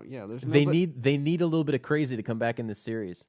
If they can win this one, they can probably get it to 3-2 going back home. For Game 5? Yeah, but to win 4 in a row is just so much to ask for. Yeah. Just so much, especially when the teams are that even. Yeah. Like, and obviously nothing has gone your way in 3 games. Yeah. And everything is just cruising for the Pelicans. Mm-hmm. The Pelicans, what a name. New Orleans Pelicans. State bird, right? Yep. What a name. Apparently it's their first 3-0 series lead ever. Well, it was the first playoff game that Anthony Davis had been a part of a win in his entire career. Game 1? Any game. He'd never won a playoff game. Oh yeah, he was 0-4. I mean, they got swept by the Warriors a couple years ago. Yeah. That was it. But that was the only time they'd even made the playoffs Right. with him. And so, like, that, yeah. But to see them, so you're talking second round matchup with what is, I mean, nobody's ever come back from 3-0, so we can say second round matchup will be Pelicans Warriors, right? Yeah. Because they're both up 3-0. Is that a sweep? Probably. Probably. I'm gonna lean towards sweep more than I lean towards a 5-game series when you mention the Warriors. Yeah. I will lean towards sweep over any other number. It's like a prop. Like, will it be a sweep or will it go 5, 6, or 7? Yeah. As a whole nother option. I'll take the Yeah. sweep every time almost, except against maybe the Rockets. Because last year they went 16-1. They were 15-0. The only game that they lost was in Cleveland. Game 16. And Cleveland was historically great from 3. Yeah, It took one of the greatest 3-point shooting performances in playoff history to beat them once last year. So I'm watching the Warrior game last night, and of course we all know how great they are. And I'm watching the Spurs. You know, they're battling. It's pretty tight game the whole first half, and the Spurs go on a little run. And I look up, and it's like, okay, yeah, they're playing pretty well. Look at the score. They're up like 4. Like, it takes a lot to get the smallest lead on the Warriors, and it takes very little. It takes 3 minutes for them to go up 10. Yes, it takes very little for them to just take off. Yeah. And that's what happened. And I knew that would happen last night because I'm like, it seems like the Spurs are putting so much effort in and they're getting something out of it, but they're not gaining a whole big lead out of it. Yeah. Like, they're up like 5 or 6, and I'm like, oh, that's gone in a minute. Yeah. You leave Clay open for 2 seconds combined on 2 shots, it's a tie game. Yeah. And then all of a sudden they're up like 10 or something, Yep. and they win by 13. Yep. That's just the Warriors, man. It takes everything right to beat them, and that's what happened with the Cavs last year in that one game.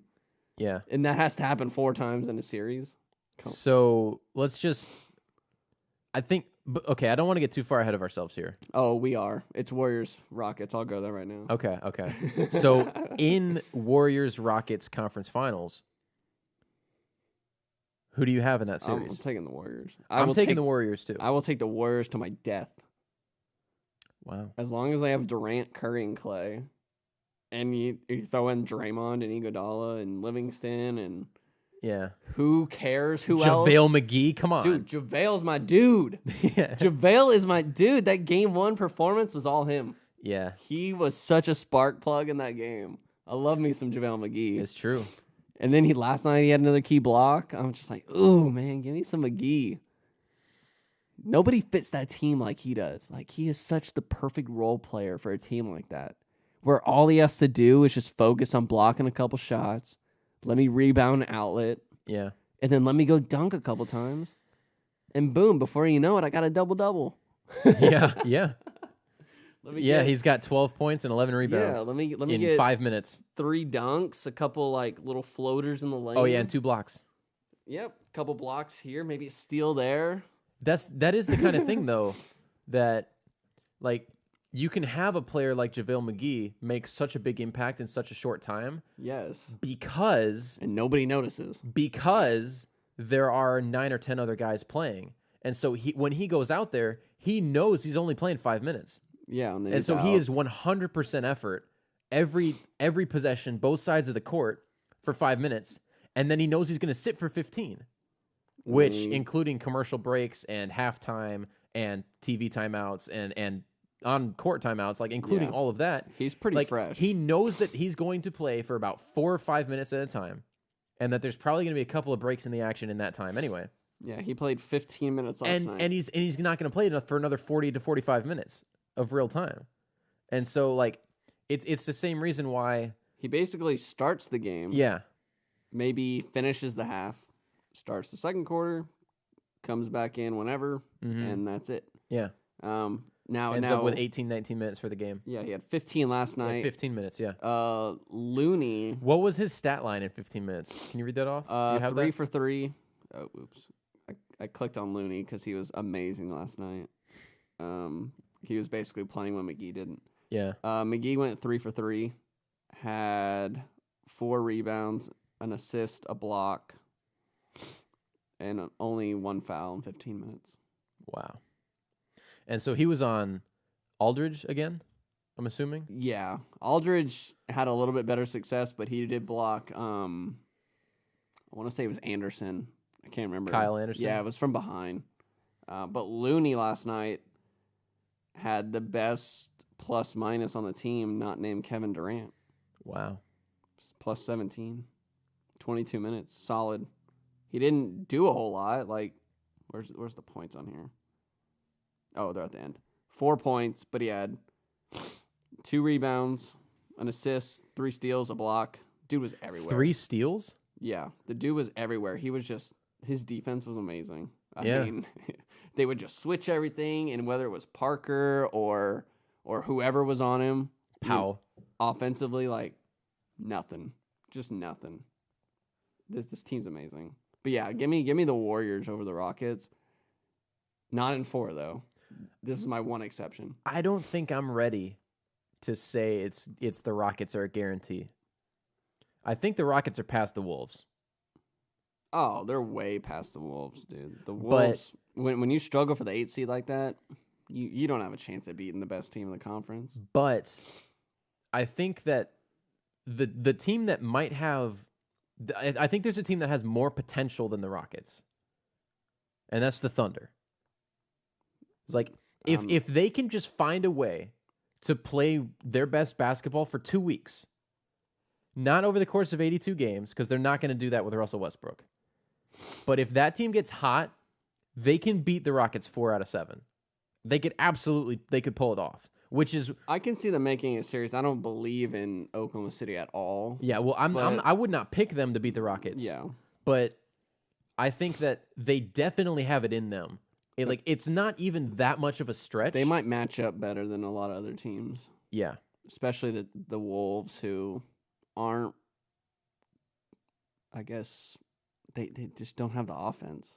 Yeah. It seems like, to keep up.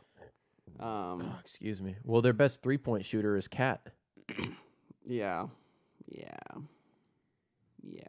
Oh, Jimmy Butler, by the way, 0 for 11 in the final 5 seconds of a 1-possession game this year. Wow. They might need a new go-to guy. Start giving it to Wiggins, I guess. Somebody else, please shoot the ball. Yeah. Derrick Rose. The return of Derrick Rose. Oh, my God. Well, I was watching, I think it was Nick Wright was saying this, is that Jimmy Butler and Karl Anthony Towns combined for less shots than Derrick Rose took in game 1. That's not good. No, it's not good. It's awful. Yeah, they scored 82 points in the second game. Yeah. That's bad. The Rockets won by 20, and James Harden was terrible. In the game, right? Like, if you're the Timberwolves, you have to win the game that either Harden or Chris Paul is awful, right? That was it. That was the road game. And they lost by 20. That James Harden was terrible, and they lost by 20 points. Yeah. Like, it wasn't even like the Rockets, and Chris Paul clutched it at the end of the game. Like, this game was over with 7 minutes to go. It was over with, 37 minutes to go. You're probably right.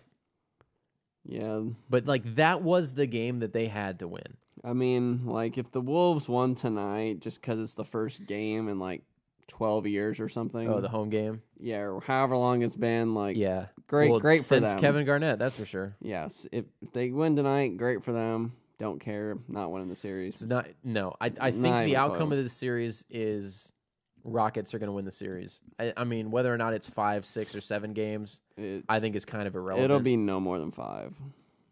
It'll probably be 4. But then they get to play, who knows? That is true, because Oklahoma City has to get by the Jazz. the Jazz are a tough matchup for Oklahoma City. Right, everything's about matchups. Where, maybe Oklahoma City is a better matchup for the Rockets. Yes, where I think Oklahoma City has a much better chance to push the Rockets to 6 or 7 games or even take them out. Whereas I think the Jazz would lose in 5. But the Jazz match up well with Oklahoma City, especially when Oklahoma City can't make a shot either. Maybe they're using the Cavs players. Oh, man. They could not buy a bucket. Yeah, Rodney Hood, like, it's his day off. He just dresses in a Thunder uniform. No. I will say, I think an underrated loss for this Thunder team is not having Andre Robertson. Because when they want to go small against a team, Robertson is that lockdown one-on-one defender that could negate a James Harden or a Chris Paul. But now they only have Paul George. And Paul George is 6'7", 6'8". And so I don't think he has quite the lateral quickness to stay with a James Harden or a Chris Paul. Whereas Andre Robertson is like a 6'5", 6'6". He's the right size, almost in that Klay Thompson mold, to just D up a guard. And so... Yeah, you're going to lose a lot offensively, but it doesn't really matter because you only have 3 guys shooting the ball anyway. Well, that's the thing. They don't lose a lot offensively when he's on the court. If they have Paul George and Carmelo Anthony and Steven Adams on the court. They lose the threat, not that they would ever utilize a threat because once the ball generally won't leave Russell Westbrook's hand until there's 5 left on the shot clock. Yeah, there's 3 guys that shoot the ball. And if the ball goes to Carmelo, the ball's going towards the bucket. They went 0 for 12 in the fourth quarter. Yeah, I think if you go back actually to the end of the third quarter, they were 0 for 14. Oh my God. Their big 3. Like if you go back their 2 previous shots. Is it a big 3 if you go 0 for 14? Well, it's really a big 2. And Carmelo is about 5 years past being a member of a big 3. I'll give it a big 1.5. You're right, because Paul George is by far the best player on that team. And Russell Westbrook counts for half. Because the other half is only because he doesn't play well with others. The other half is all of his missed shots. Dude, I saw on YouTube, Colin Cowherd posted. It was a really funny video. And he's like, 50 years ago, I was a little kid that fell in love with the NBA. And I was asking my dad all sorts of questions, you know? And he's like, 50 years from now, there's going to be a little 10-year-old kid out there that's looking at NBA history. And he's going to say to his dad, Dad, how come Oklahoma City only made it to 1 final? They had Russell Westbrook, Hall of Famer. They had James Harden, Hall of Famer. You know, they had Kevin Durant, Hall of Famer. Yep. They had Paul George, Hall of Famer. They had Carmelo Anthony, Hall of Famer, right? It's like, how did they only make it to 1 final? And he was like, and so then he like acted like he was the dad, you know? And he's like, well, son, you know how your mom and I always tell you to play well with others and share your things? Russell Westbrook doesn't do that. He didn't do that. And so Kevin Durant, yeah, he won 4 championships, all after he left Russell Westbrook. Right. James Harden, yeah, he won 3 MVPs, all after he left Russell Westbrook. Maybe a championship. It was so funny, dude. It was so funny, man. And the funniest part about it is like at the very end of the video, he takes like a 5-second pause and he just goes, "You know I'm right." Paul George leaves, wins the championship. Yeah, I mean, else. Paul George carried decent Pacers teams to Game 6, Game 7 against the Heat in the Eastern Conference Finals, back-to-back years. That's the caliber of player that Russell Westbrook's game smothers. Because if Oklahoma City was the real deal, they would have ran away with the 3 seed. Instead, they were in the pack. But that's the thing, right? Is that they aren't consistent enough to beat both the Rockets and the Warriors. Oh, no way. Nobody in the West is. If they were the real deal, then you could potentially talk about them as a dark horse NBA Finals team. Right. But they're not the real deal, which means that even with the talent that they have on the roster, like they still have enough talent. They could knock off one of the two. And because they're in the Rockets side of the bracket, I think they match up well against the Rockets. It would still take a lot. Like they would win, let's say they win 2 games. Then they would have to have everything go right in the other 2 games. You know what I mean? Yeah. To win it. Yeah. I mean, it could. It could happen. It won't. It's not. I'm just saying it's not a done deal that the Rockets are in the Western Conference Finals. Their road, I'll say, is tougher. It's not written in stone. But I'd say it's tougher. But I also like the Warriors better. So like yes. If the Warriors were playing them, I'd be like, sweep, whatever. I don't Yeah. care. I'll bring out the brooms. The last thing that Colin Cowherd said, by the way, was tomorrow night, I'll tell you the story of Steph Curry. He did play well with others, and he won a lot. Yeah. He wins even when he doesn't play. I know. But yeah. Still scoring 110 plus, man, when he comes back. By the way, have you heard the latest out of San Antonio? That Kawhi is not playing at all in the playoffs, and that I know he's their not relationship might be too fractured, and they might end up trading him. Yeah, I mean, I could see them getting rid of him. And who is going to trade for Kawhi Leonard? The Browns. The Cleveland Browns. You know what? He's better than what they have. They're going to trade 1 and 4 for Kawhi Leonard. No, just for the rights to try and convince him to play football, right? And so the San Antonio Spurs have the 1st and 4th draft pick of the NFL draft. Kawhi has like a no position clause, where like a partial no position clause where he cannot play specific positions. Like, okay, you can't put me at wideout, you can't put me at defensive end, and you can't put me at safety. Tight end. There you go. Yeah, put me at tight end, quarterback, whatever. You'd be better than Joku. Yeah, I mean, I bet you they get rid of him because I'm sure Pop is fed up with him. So, do you remember? It's such a weird situation. Like, It is. Who gets their own doctors and like kind of keeps your own team in the dark about it?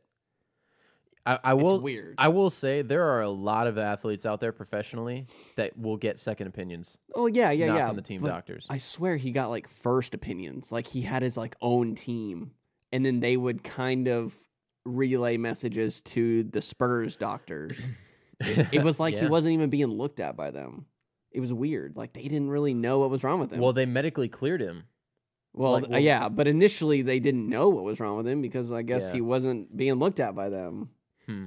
But yeah, now it's weird. It's Derrick Rose weird You know how this all ties back to what I was saying a month ago? to with your Celtics, This is my conspiracy. him and LeBron to Boston. Look, you tell me. What if they traded Gordon Hayward to bring in those two? He plays 1 quarter with them ever. Well, they would have to trade. It would be a sign and trade with LeBron because he'd be a free agent. They would have to trade Hayward for LeBron. They'd have to trade everything for both of them. And then they'd have a big 3. they would have to give up one of Jason Tatum or Jaylen Brown right. and probably a first-round pick.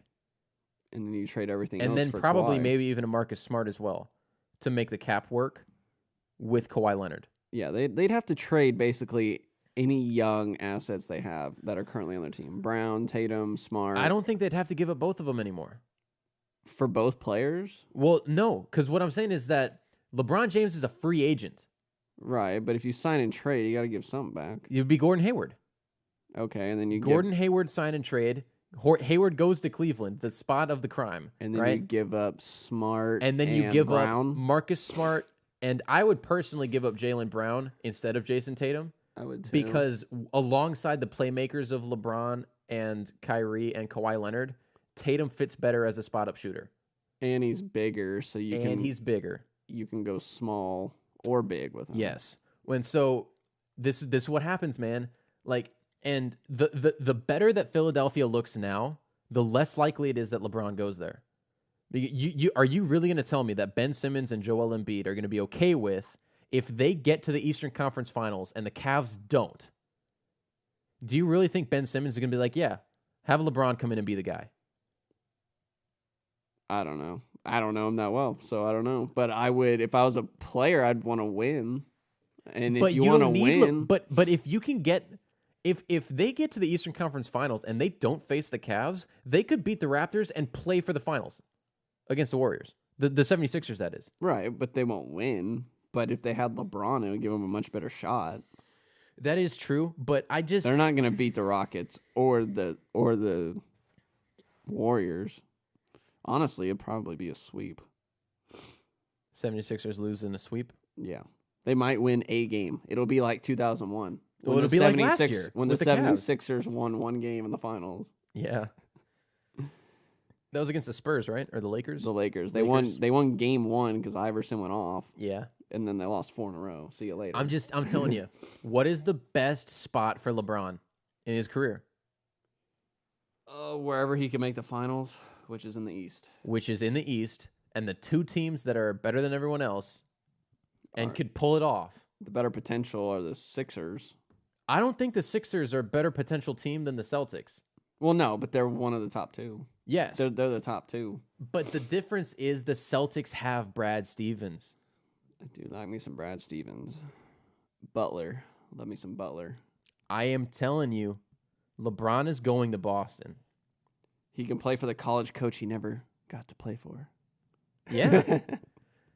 And the NBA coach he never got to play for. That's true. All in the same time. Well, he's always played for himself, so. But so if you remember this conspiracy, it's that like the 4 steps are he's going to Boston. The second step was that Kyrie was in on it with LeBron, and they needed to find a way to get Kyrie out of town. And then the third step was that Kawhi Leonard's coming too. And so he just like gave up on his team. Not that he's giving up on the team to specifically get out, but that relationship is fractured. Dude, Kawhi's a weird dude. Each year I just thought he was like quiet, whatever. He's quieter than Tim Duncan. But like, I'm starting to think he's just weird. Do you remember, was it a Reebok commercial? He's just odd. That had Tim Duncan, and someone called him, and he was talking to this dude on the phone, and it was like really good news, and Tim Duncan didn't really react at all. And his way of celebrating was he took like this little tree and like knocked it over. And he's like, yeah, it's going wild in here. It was so funny. But Kawhi's even less emotional than that. Yeah, I don't get it. Like, I mean, that's fine. He just strikes me as being odd now because of this whole situation. Yeah. It's Derrick Rose-esque. He's just gonna leave and disappear, and nobody's gonna know where he is. The difference being, I think Kawhi Leonard has a lot more staying power as a player.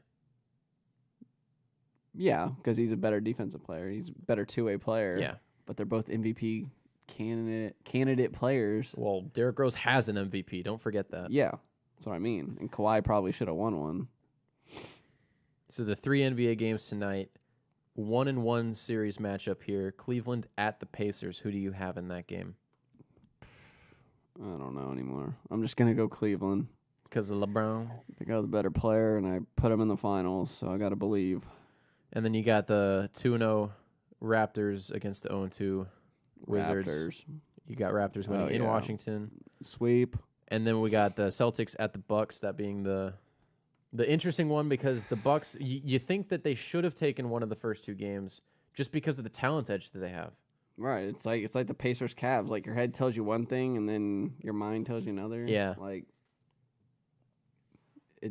it's clashing. It's like, I don't know. By the way, tickets are available to the Wizards game for as low as $28. Yeah, that's because they suck. Tickets are available to the Bucks game for as low as $33. Wow, a Bucks game more expensive than DC. Yep.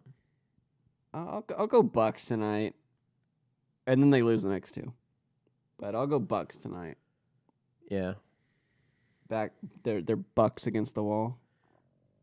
That was funny. It came to me. I went for it. Sometimes the jokes just write themselves. Sometimes you just gotta go for it. Oh man. You can't be afraid to fail. And did you want to talk about the Stanley Cup playoffs at all? Yeah, I had one thing. So there's 3 games tonight, if my thing ever loads, which it won't. So there's 3 games tonight. They're all 3-1 series, which seems to be the common thread in this first round. Since there's only 1, 2, and 2 series. So there's 3 games tonight, all of which should end tonight. Because in my opinion, the talent is not even close. So the Preds play the Avalanche. They're up 3-1. The Jets play the Wild. The Jets are up. I like the Jets. They're so hot. Their offense is unreal right now. And then the Penguins, who own the Flyers, Like literally, they could be a part of their franchise. They own them so much. It's unbelievable. So I looked it up last week because the Penguins won Game 1 7-0. Sidney Crosby had 3 goals and 3 assists. And just in the back of my mind, I knew that he owned the Penguins. I mean, the Flyers. Well, he owns the Penguins too. He owns the Flyers. So I looked up his career stats in the regular season, and it was like 66 games, and he had 95 points. So he's basically averaging 1.5 points per game against them. Yeah. And that was just in the regular season. I don't have the playoff numbers. But obviously, this series, he's dominating. Just absolutely dominating. Well, so I was like, man, that's got to be one of the best in NHL history. And then I go through more of Sidney Crosby's team splits. He owns the Islanders even worse. He's played them one less game and has like 10 more points. Wow. I'm like, this guy's made a living off of 2 teams. This guy has more points against 2 teams than most guys will ever have in their career. That is true. That is true. I mean, it's unbelievable. So all 3 of these games should end, or all 3, well, all end tonight. But the series should end tonight. Give me all the home teams. All the higher seeds. Right. Then you got Tampa Bay, I think, is up 3-1 on the Devils. They are. And the Bruins just won last night to go up 3-1. Mm-hmm. The Capitals are 2-2 with the Blue Jackets. The road teams won every game. And then 2 series are done. 2 sweeps. Yep. Sharks beat the Ducks. And the night before, your Vegas Golden Knights was sweep. They swept the Kings. Yeah. They swept the Kings. Okay, so this is great. This is what I want to talk about. The Vegas Golden Knights. I don't even know where to start with this. First year in the league. A year ago today was like, or a year ago like this week, they hired their head coach. And now they're in the second round of the playoffs. They won their division. They are the 2 seed overall in the West. They are the first team ever to sweep in their first, I guess, series. And they did it with defense. They only scored 7 goals in 4 games, but they only gave up 3. Wow. They had 2 shutouts. They won every game by 1 goal. I think one of them went to overtime. I think only one went to overtime. 2 of the games they won 1-0. This is the most incredible story in the history of the NHL and maybe American sports. I'll give you that. Because of Leicester City? Yep. I was waiting for you to say the history of sports, and I was gonna be like, nope, sorry, nope. History of But American sports, I'll give you that. But this is up there with Leicester City. Like, this is incredible. Now, the expansion rules and whatever they had in place last year when they drafted their team were slightly more lenient than they had been in the past with new teams. But it still wasn't like, oh, hey, here you go. Here's the playoffs. Yeah, they weren't getting every team's all-star. Yeah, by no means was the playoffs even really in their mindset. No. Now, when I saw their roster, my first reaction was, they're not bad. They're pretty good. Yeah, like, they'll be okay. I would be okay with that team my first year. Yeah. Like, no doubt. And I was like, man, they're going to be really competitive, but nobody thinks playoffs. Number 2 overall seed. Yeah, win your division in your first year. Are you kidding me? So they sweep. Yeah. They go on to play the Sharks the next round. They beat the Sharks 3 out of 4 times. In the regular season? Yeah, their one loss was a overtime or shootout loss. So it wasn't even in regulation. Yeah. So Vegas, I like their chances of going to the Western Conference Finals, and I'm rooting for them to win the whole thing because I think it'd be fantastic. It'd be great. Yeah. It'd be the greatest story ever. And you only get one first season. Yeah. If they win it next year, it's like pretty good because it's their second year, but like it's not the first year. No, it's not the same. But man, I cannot believe what they're doing.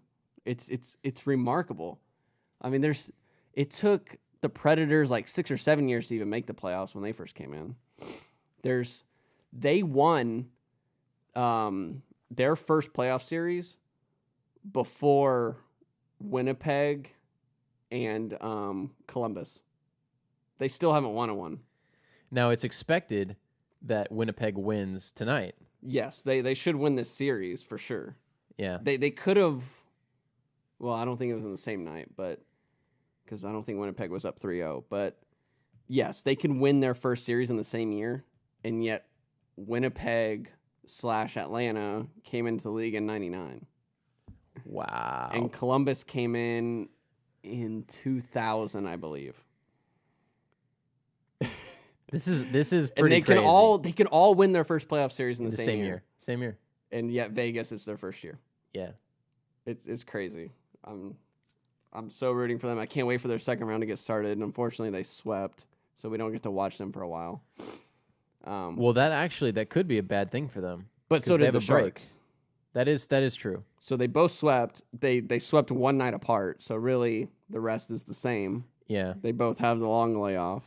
Shoot, they should just start the series tomorrow. Why not? I'm so ready for it. Well, the problem is that if it's another sweep, then they've got an even longer layoff. Well, then other teams need to catch up to how good they are. Oh man. But yeah, it's pretty incredible what we're seeing here. I don't think everybody can appreciate what it is. It would be like the Texans just showing up their first year, even though they beat the Cowboys their first game. If they would have just gone to the playoffs. Yeah. Like, who does that? Vegas Golden Knights. Only in the NHL can you do that. It's crazy. Now, what helped them was they came in alone. Yes. I mentioned this yesterday or whatever day. No, they all run together.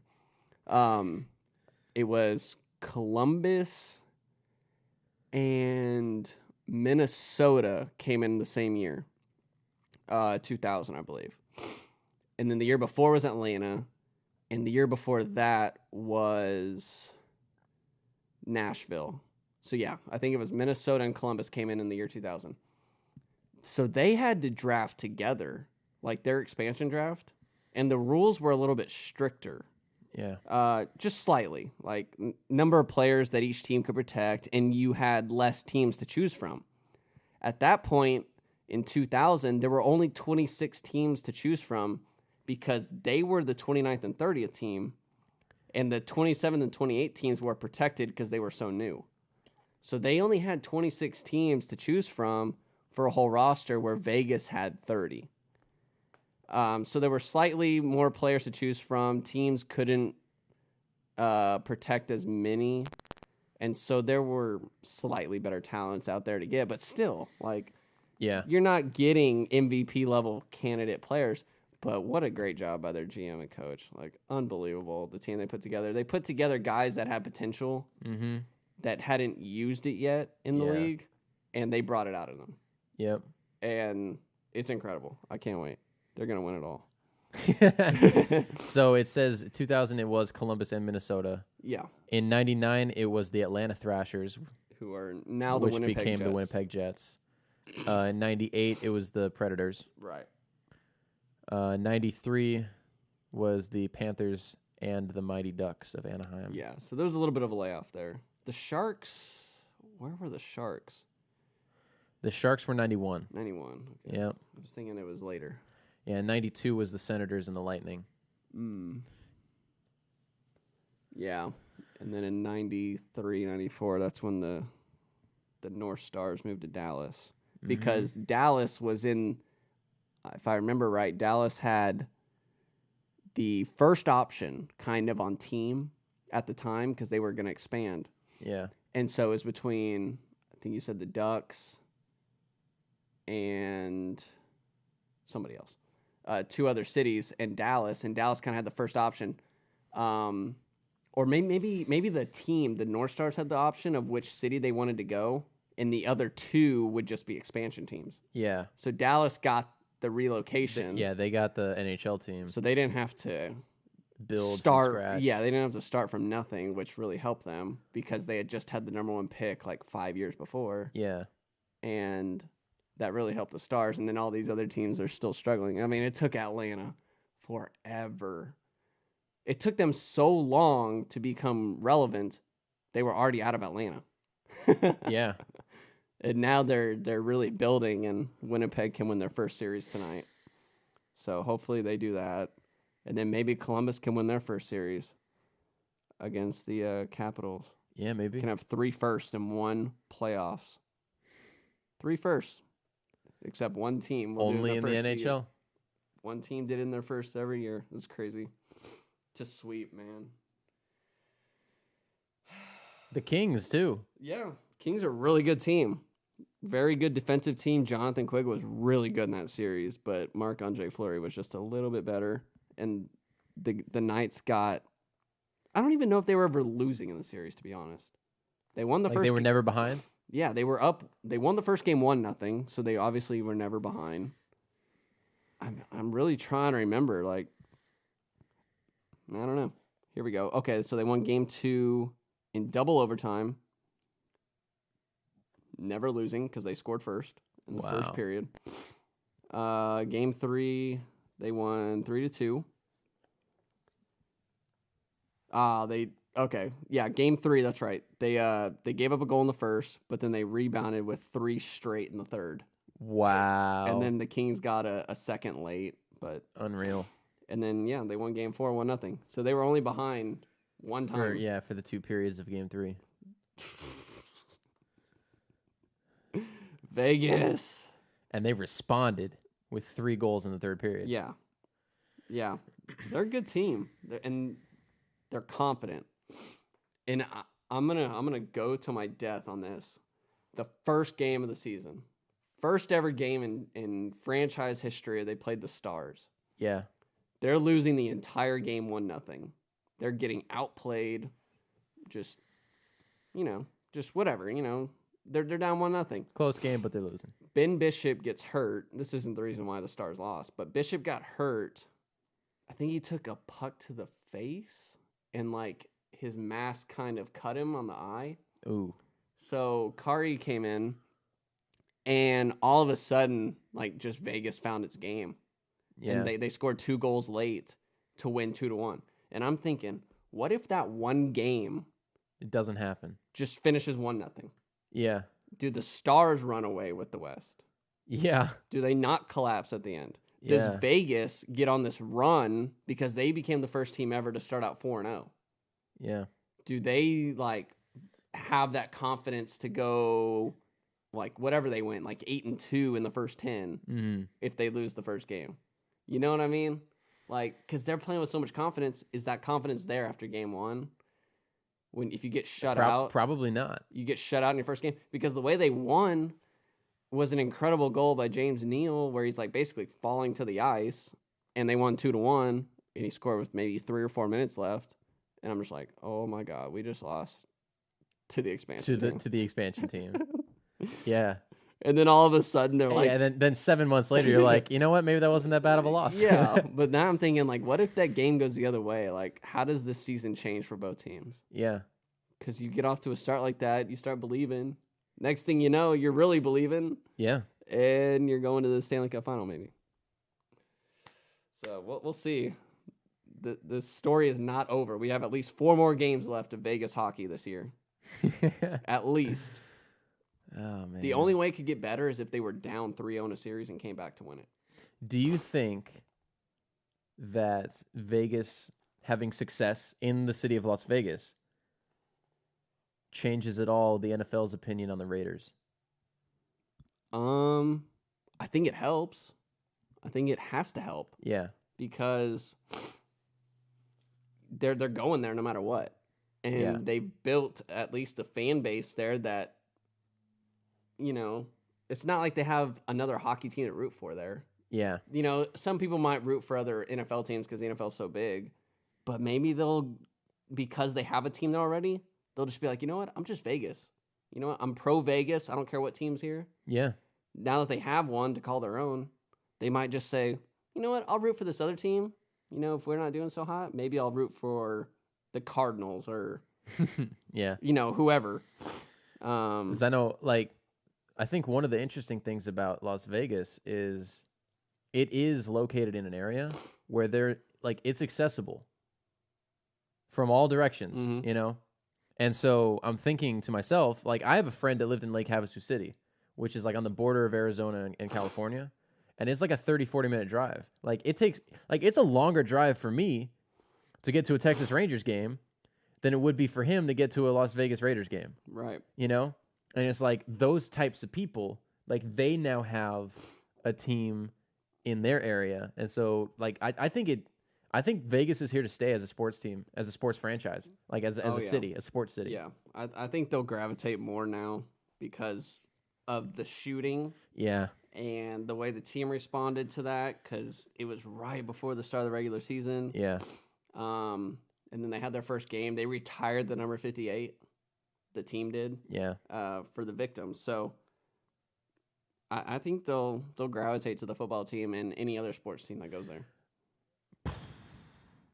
So, not that I think that MLS is one of the 4 major sports in America, but I could see an MLS expansion team in Vegas. But more so, I think if Major League Baseball is going to expand to 32 teams, have 16 in both leagues, I could see a Vegas baseball team. Yeah. Absolutely. Yeah. Especially with the way they build indoor stadiums now. Yeah. It's not an issue. Yeah. They'll just have to put one.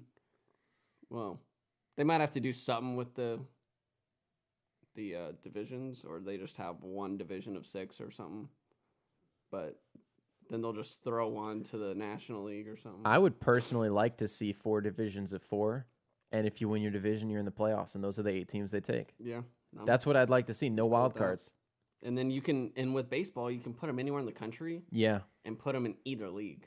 Yep. Because you have a West, a Central, and East. Yeah. In every league. So it makes it pretty easy for baseball. Yeah. But it'll be, now that Seattle's in the running for the next NHL franchise, I'm excited for another team to see if they could duplicate. If they can pull off, there's no way. There's no way. You would think, but this is the blueprint. No, but you have to believe in what you believe. Yeah, but there's no way. You say that. I do say that. Oh, I believe. A run like this, circumstances like this, it never replicates. It doesn't just happen for everybody. I'm gonna believe. It doesn't happen for. I'm gonna believe. Who's the next Leicester City? Doesn't matter. There won't be one. It's Vegas. That's the point. Like, there will not be another Leicester City. Well, it's much more likely in the NHL because in soccer you can kind of just go get the best players and you're the best team. But you need money for that. Right. That's what made Leicester City so, like, and that's why you compared what Vegas is doing to Leicester City. But the NHL has salary caps. Yes. So you can't necessarily do that. Like, you can't be Man U and just dominate Leicester City every 100 years. Because you can afford $90 million players and they can afford $9 million players. Right. Yeah. At least with Vegas, they had to meet a threshold of salary floor. Yes. So they had to take on some sort of contract. Mm-hmm. But yeah, they're definitely not up there because they don't have that caliber player that demands the salary cap that some of these other players do. Yeah. But that's what makes them so great, is they have a bunch of really good players, and they play really well together, and it's crazy. It's absolutely nuts, and I love it. Can't wait. Okay, what did you just say? It's absolutely nuts. It is. It means it's not going to happen for Seattle. It means Seattle's going to go the ship. It is not going to. They're going to play Vegas their first year in the Western Conference Finals. It's going to go to 7 games, but Vegas is going to win because they have the year of experience. Because they can't be, well, I mean, yeah, they could play each other in the Western Conference Finals, even if they're from the same division, because they would likely be in the same division. So one would have to wild card to the other side, right? Right. Yeah, one would be on one side of the bracket, the other be on the other side, and yeah, one would have to be a wild card. And it would have to line up perfectly, which it will, because fate. Because fate. I just want to know what type of team name they'll choose. I love the Vegas logo, though. Yeah. It's got the little knight helmet. Do we know of like potential team names that they're thinking about, that they're considering? No, because it's so early in the process. Are they planning on 2020? That's what I'm hearing. But like, man, they'd have to award them the team this summer.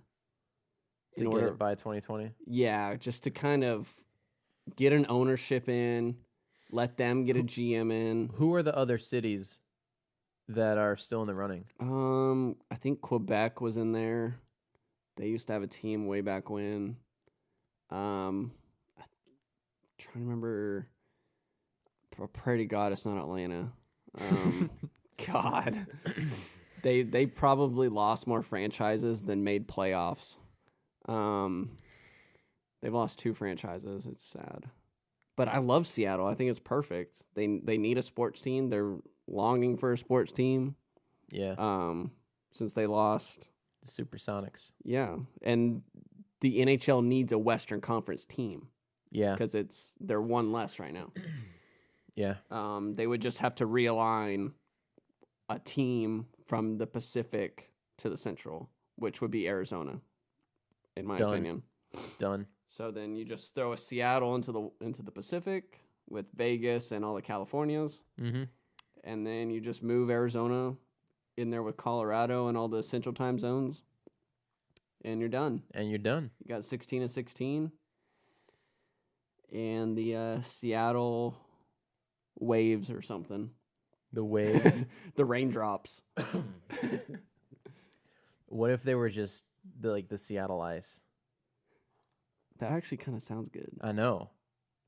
The Ice. The Ice. Do they defend home ice? It could be very confusing when you're like, oh, the ice is chewed up. Or the ice is slick. Yeah, that's true. I kind of like Seattle Ice, though. I'm officially throwing that out there as an option. I'm throwing out Raindrops. The Raindrops. The Seattle Overcast. The Flood. The Seattle Space Needles.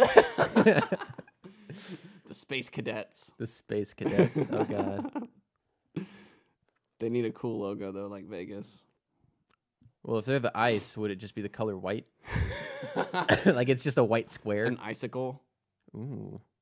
Those are dangerous. A couple icicles. Yeah, well, Yeah. so is hockey. It's true. Got to be a little threatening. You can't be the butterflies. The Seattle Lollipops. Be like the Capitals, where your logo is your name. Yeah. And the L with a is, hockey stick. The L is the hockey stick. Yeah. No wonder you haven't made the Eastern Conference Finals. Like, Yeah. Get a logo. Yeah, that's the level of imagination they're dealing with as a franchise. Get a logo. God. The Seattle Fruit Gushers. The Fruit Gushers. What's in Seattle? Is it Amazon? HQ? I think so, yeah. They could be the Amazons. They could be the Seattle Washingtons.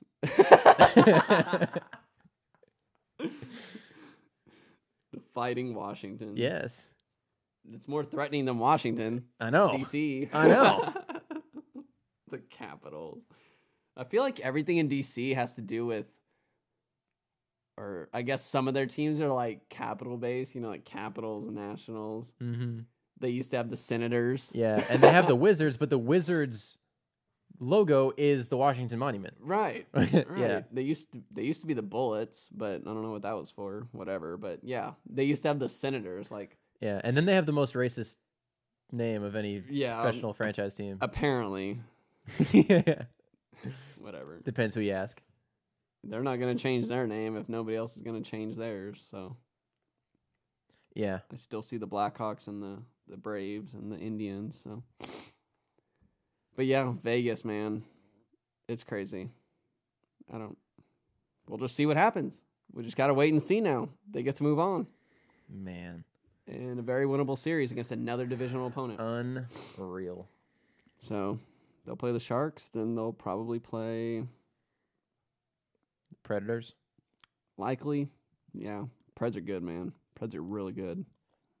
They remind me of the Royals a couple years ago. Oh, when they went to back-to-back World Series? Yeah. They lost the first one, but rebounded. Were a clear favorite the whole year. Yeah. That's them. And then got lucky that they faced the Mets. Yeah. So they might get lucky and face the Capitals. Who is that team, though, in the NHL? Like, that could make the finals, but then be, like, the clear underdogs? Like, I would say out of the East. Yeah. It would be the Blue Jackets. I mean, they've never won a series. So, like, you have the Flyers, but they're going to lose to the Penguins. Yeah. Then you have the Capitals, but they're always a team there. I would say the Blue Jackets or Maple Leafs. But but I have the Maple Leafs and Devils losing, so I'll go with the Blue Jackets. Because otherwise, you have the Penguins, Capitals, Bruins. Or not Capitals, because the Blue Jackets won. So you'd have the Penguins, the Bruins, and the Lightning. Teams that have been there, done that. Yeah. So I'd say Blue Jackets. Like, if they could be that Mets team to play the Predators or something like that. Man, every time I think of baseball, I forget that the Mets were in the World Series this decade. Yeah. They have one of the best records in baseball this year, though. Yeah, they do. Let's get into that. Enough Vegas talk. Enough Vegas talk. They'll be in this thing for months. They have at least 4 more games. They have at least 12 more games. They're going to go 16-0. Do they? Speaking of 16, the Red Sox have 16 wins. 16-2. Speaking of 6, their run differential is plus 66. You know what that means, though? That means that the Red Sox are 16-1 since opening day. They should have just not played. I know. What were they thinking? How dare you? This is the funny thing about baseball, though, right? The Red Sox have 18 games played. The team that is winning the American League Central has 8 wins. Half the games. Right? Yeah, with all the rainouts and snowouts. Exactly. The Twins have only played 13. Yep. But this is kind of shaping up. Other than like the Blue Jays right now, I feel like this is kind of shaping up how we thought. You know, you got the Red Sox. I like the Red Sox coming in. I thought it was a 2-team race with them and the Yankees. Yeah. The Blue Jays, though, took advantage of playing the Rangers. Yeah. But then you have the Twins Indians at the top, not by a lot, but they're at the top. Mm-hmm. And you got the Angels Astros. And the Astros. And then I think you have everybody else. What it was this year is that it was fairly obvious which teams were competing and which ones weren't. Yes. And so, like, this was probably the most predictable MLB season in recent memory for me. Yeah. Like, it felt like there were 6 teams for 5 spots. Honestly, the one surprise for me is that both the Phillies and the Braves are 11-7. Like, that's the surprise. It doesn't, and Pittsburgh's 12-7. That's also surprising to me as well. That's pretty surprising. So, like, the National League is a little upside down right now. Yeah, it's more competitive. The last place teams are the last place teams. Yes. Miami, Cincinnati, and San Diego, right? Yes, those but are like what we had. Yeah. We expect the Dodgers to be better. We expect the Cubs to be better, and we expect the Nationals to be better. Yeah, I think we knew who the bottom teams were, but we also thought we knew who the top teams were. I will say, National League. I will say I was on the Mets before the season, and I was not. And you were not, but you. Well, I had them third. Yeah, it's not like I was off, but I wasn't on. Yeah, well, that's only because Miami is so bad. Yes. But and I had the Phillies 4. But I did say I think well, the Phillies aren't going to go 11. They're not going to win 61% of their games all year. No, that's not happening. The Mets aren't going to win 72 either. Correct, but I have the Mets being with the Nationals at the top of that division. See, and I had the Braves, but I had it like as a cluster. Like these 3 teams are going to finish very close. Like Mets, Braves, Phillies, right? All behind the Nationals, right? That's kind of what I envisioned. I didn't envision any of them really competing for it. Well, I just had them competing with each other. So the Mets are 13-5, and there's drama. Oh, there's always drama in New York. They are considering, from what I've heard, moving Matt Harvey to the bullpen. He gave up 6 runs yesterday to the Braves. Yeah. Most of it early. Kind of settled in late. Mm-hmm. He did go 6 innings. Obviously, he's not very happy about that. Yeah. But he's not very happy about a lot of things. So, I don't know. The Nationals, though, started out 4-0, and they're now 9-10. Yeah. Well, Ryan Zimmerman's hitting like 140. A lot of those are division games. I think they played the Mets once and the Braves twice. They split with the Braves. They went 3-3. Yeah. And then I don't remember what happened in the Mets series, but obviously a lot of good happened for the Mets with their record. Yeah. So I guess a lot of that's divisional based, which isn't very good considering you need to win your division to get in. I will say, as far as, and this goes both ways, right? For the teams that are overperforming right now and the teams that are underperforming right now, it'll even over the course of 162 games. For the Nationals, for example, you're going to have 19 game stretches where you go 9-10. Yeah. And they're going to have other 19 game stretches where they go 15-4, right? And Yeah. it's the same thing for the Mets. I think the Mets started off, was it 13-2, 13-3? And so they've lost their last couple of games since then, right? Yeah, Like- like 2 out of 3 maybe. Miami, who started off 5-13, they are going to have a 2-week stretch where they win 10 games. Yeah. It's just the way baseball go. That's how baseball go. It's just how bad do your losing streaks get? Yes, and how long do they persist, right? Right. It's almost like the NBA. Like in a regular season game, this team's going to go on a streak where they're plus minus over a 5-minute stretch, they're +8, right? And then the other team's going to have a run. And then they're going to take the lead. And then you're going to have a run and you're going to take the lead. But it's how long are the runs? Mm-hmm. That's what baseball's about. And so I actually think that the Dodgers are overrated. Because I like the Dodgers. Because last year they had so many just ridiculous breakout performances, right? And they had that one stretch where they were like 50-14, right? But that's a long stretch. But that's my point, though, is like even the best teams in baseball don't have stretches that like they don't have runs that long. And so like, it's not realistic to expect that all of these guys now going into a sophomore year where you see a sophomore slump like a Bellinger or a Taylor or even a Corey Seager's still a young guy, right? Justin Turner injured in the preseason. He won't be back until June. You know, it's like they need him back. This team has problems. I mean, Chase Utley's not getting any younger. Matt Kemp, who they brought in to play corner outfield, he's not getting any younger.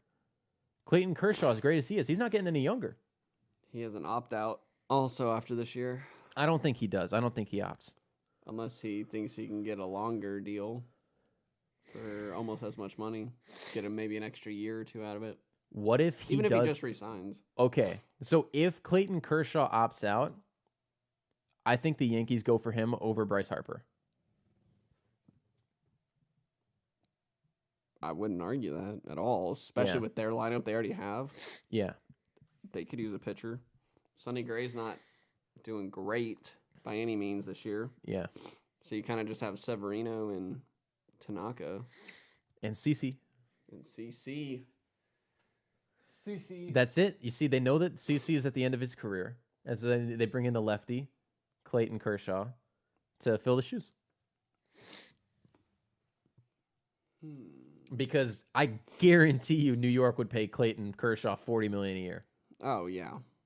He would get like a 5-year deal, 4-year deal worth $150, 5-year deal worth $200. And they're contenders, so, I mean... Yeah. It could pay off right away. Yeah. Well, exactly. That's why if you're them, you could just have a 3 or 4 year deal worth well over $100 million for Clayton Kershaw. So. That dude, the more I think about that, the more I think that he might do that. He might. It really just depends on the success of the team this year, and or how much he really likes LA. And that's all he's ever known. But last year, the Dodgers traded away his favorite catcher. And that's the first step. You have the greatest pitcher. Ellis? Yes. You have the greatest pitcher of his generation. Maybe ever. And probably the greatest pitcher ever because of the way the offensive stats have risen. Right. And the fact that his numbers are straight up comparable to anybody all time. Right. But he's doing it in an era where there's so much more hitting. Right. So maybe the greatest pitcher ever. And he has a guy that he loves behind the plate. And they traded him away. AJ Ellis, who I think is actually kind of an underrated asset. I feel like I think he's a solid player. Trade him for like a bag of balls. Yeah, they basically dumped him to the Marlins. The Marlins, that's right. Was that when they traded D. Gordon? No. That was separate trade? Yeah, that was separate. That was in the offseason. D. Gordon's with the Mariners. But they traded D. Gordon to the Marlins, right? Oh, yeah, but that was before. Okay. That was a couple of years ago. Okay. Whereas AJ Ellis was, I believe, just last year. That was like a... Or the year before. Trade deadline deal or something? That didn't make any sense? I think so. Okay. I have to sneeze. Whew. I feel better now. I could feel that one coming, you know? But yeah, just like I can feel the Nationals and the Cubs coming back in these divisions. They'll be all right. Yeah. I'm fairly confident they'll be all right. Now, if the Nationals weren't all right, I ain't going to cry about it. I'm not going to cry about it for 1 second. I will say, I am much more confident in the Cubs than I am the Nationals. Oh, I am too, because the Cubs have won. Because, like, in just in the context of winning the division, because the Mets are a legitimate playoff contender. And there is not that second legitimate playoff contender in the NL Central. Yeah, not really. Like, I had the Brewers second. the Pirates started off with like 10 wins in their first 13 games, right? Which means that since then they're sub 500, you know? Yeah. Got out to a fast start. And so it's just one of those where like the Pirates are not, they're not a staying team. Now, I think that what this run at the beginning of the season does mean is that, hey, I had them 5th or 4th with the Reds. They're a class above the Reds. But St. Louis, in my opinion, they're just not on that level. They're just like they're just your third place team. They are an 85 win team. Yeah, they're just And I have the just Brewers. there. I have the Brewers also between 85 and 90. And so like the one team in the NL Central that has the 90 plus win team is the Cubs. Yeah. Whereas I before the season I said that there were 2 in the East, and it was the Mets and the Nationals. And so I'm the Nationals. I mean, before you get too deep in the season, they're 4.5 back. I mean, that's not an easy margin to overcome, no matter how many games you have. If the Mets continue to play well, it's going to come down to those head-to-heads. Yeah. It's just like the Dodgers in the West. They're 4.5 back. Yeah. And they have a young team. They're asking a lot of young players to make contributions. But the problem is that if they're not young at a position, they're old at a position. Yeah. Like, they don't have a lot of those guys that are tweeners. Yeah. And the one guy... Like, in the prime of their career guys. They don't have those guys. Yeah, the one guy is on the DL right now. Justin Turner? Yeah. Yeah, like, they don't have a lot of players in their prime.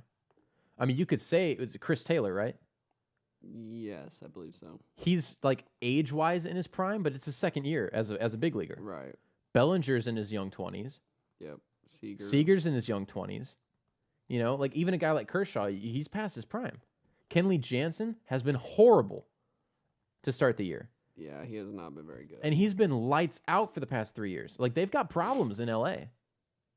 Like, I'm not really worried about the Nationals because they aren't hitting. Like, Ryan Zimmerman, who's a good hitter, his OPS is 400 right now. Like, I'm not really that concerned about the Nationals, but I'm concerned about their chances to win the division. But I'm also not really concerned about the Cubs just because I think they're the class of that division. Yeah. And they can even still just get a wild card if worse comes to worse. Yeah. The Nationals can probably still squeak one out. Yeah, it's possible. I don't think that there are going to be 2 wild cards out of the West this year like there were last year. Yeah, I see Jansen with oh wait, where'd it go? Oh, sorry. 8 ERA. Yeah, 8.8. 8.1. 8.1. Yeah. In 6 2/3 innings Yeah. pitched. Yeah, I mean, he has been hittable. So basically a run an inning. Yeah. So far, it's not good. And jumping back up to the American League, I remember I had a conversation with Matt Ruckel in the offseason because he's a huge Kansas City Royals fan. They're bad. Yeah, and he was saying, he's like, man, we gotta re-sign Kane, we gotta re-sign Moustakas, and we gotta re-sign Hosmer. And I looked him straight in the face. I said, why? And he said, because, try and win the division next year. And I looked him straight in the face. I was like, I don't care if you sign Bryce Harper. You're not winning that division. Like, your team, you need a lot more than those 3 guys. Yeah. And they lost 2 of them. Their pitching is very underwhelming. Yeah. Too. But yeah, they re-signed Moustakas and Gordon, but they're just not a good team. No, they're not. not. But I remember him saying a couple years ago, like when they were making their runs, I remember we had this conversation. He was like, "Yeah, we need to really win because they're all going to be free agents at the same time." Yeah. He kind of knew, but I Yeah. think at the same time you don't want to become the doormat. Yeah, but as a fan, right? Like, it's your tendency to overrate your team, right? Because you're rooting for them, so like Right. you see things through biased lens. You don't want to be last. No. You're like, oh, I'd rather be 82 and 82 or 81 and 81. Yeah, I was like, dang, 164 game schedule. I yeah. thought they were talking about lowering the games, Tyler. Less baseball. They'll just have like a inter-squad game Yeah. with each other. I will say the one team that I was just flat out wrong in the American League on, I think, is Baltimore. I thought that they were third place in the East behind the Red Sox and the Yankees.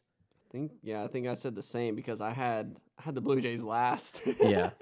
Yeah. Just because the Rays always seem to be pesky. And I personally don't think the Blue Jays will finish 500. No. Like, I still have them fourth place in that division. I think they're way overperforming. Well, now I think I have them third place. But, I mean, the Orioles could still go on a run and, like, finish 500. Like, you never know. I will say, they've played 13 road games. So, like, that's not a tough schedule to start. They've played 13 games on the road. They have played as many road games as the Twins have played games this year, okay? That is the interesting thing about baseball. They have more losses than games the Twins have played. Yeah, well, I was going to say the Rangers have as many losses as the Twins have games played. Yeah. By the way, the official over-under, again, being set by me, 68 for the Rangers. What's 40%? 40% of 162. Let me calculator this real quick. 162, not 192. No. We're adding even more games. 65. What'd you say? 68. Okay. Well, if they won 40% of their games, they would win 65. Yep. So that means that they play at the pace. If they play 5% better than the pace they're currently on, right, for the season, they'll get 60. They will be 3 under or 65. Yeah. Yeah. See, the official, like, Vegas had the over under at 75, and I was telling everybody that I knew to bet the under. Like, this team is not good. I'm leaning towards 40%. I think that's where I'm leaning. They're going under. But man, 65 games. Ugh, that's bad. Yeah. It's what, 90? Is that 91 losses? 92? 65 and God, now I got to do some more math. Yeah. 162, 97. It's a lot. It's 97? 97. Oh my God. Yep, screw it. I'm saying it. I'm saying 65. Taking the under of the 68. Because they're not playing well right now, and somehow they managed to win some games. Well, and they just lost Elvis Andrus for a while. Yeah, they suck. Oh, well. They still might not finish last.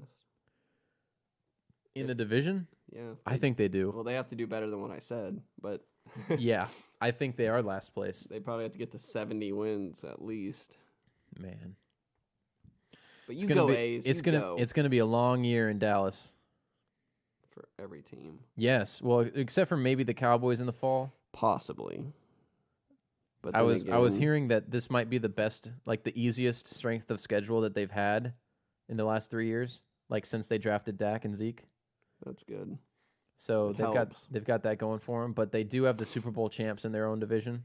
Although your strength of schedule is only as good as that year, because that's based on last year. It is. So you'd have to hope that each team is still bad. Well, I think the Giants will still be bad. Yes. And I think the Redskins will still be about what they were last year.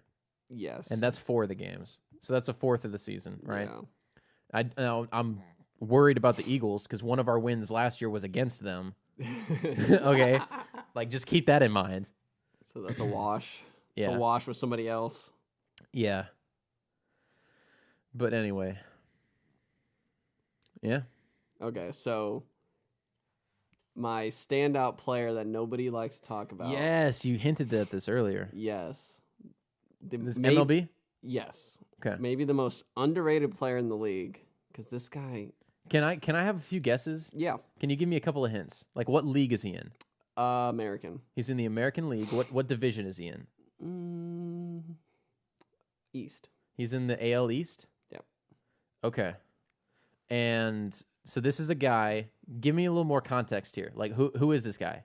Like, why is... He's pretty young. He's pretty young. This is his 5th year, but his 4th full year.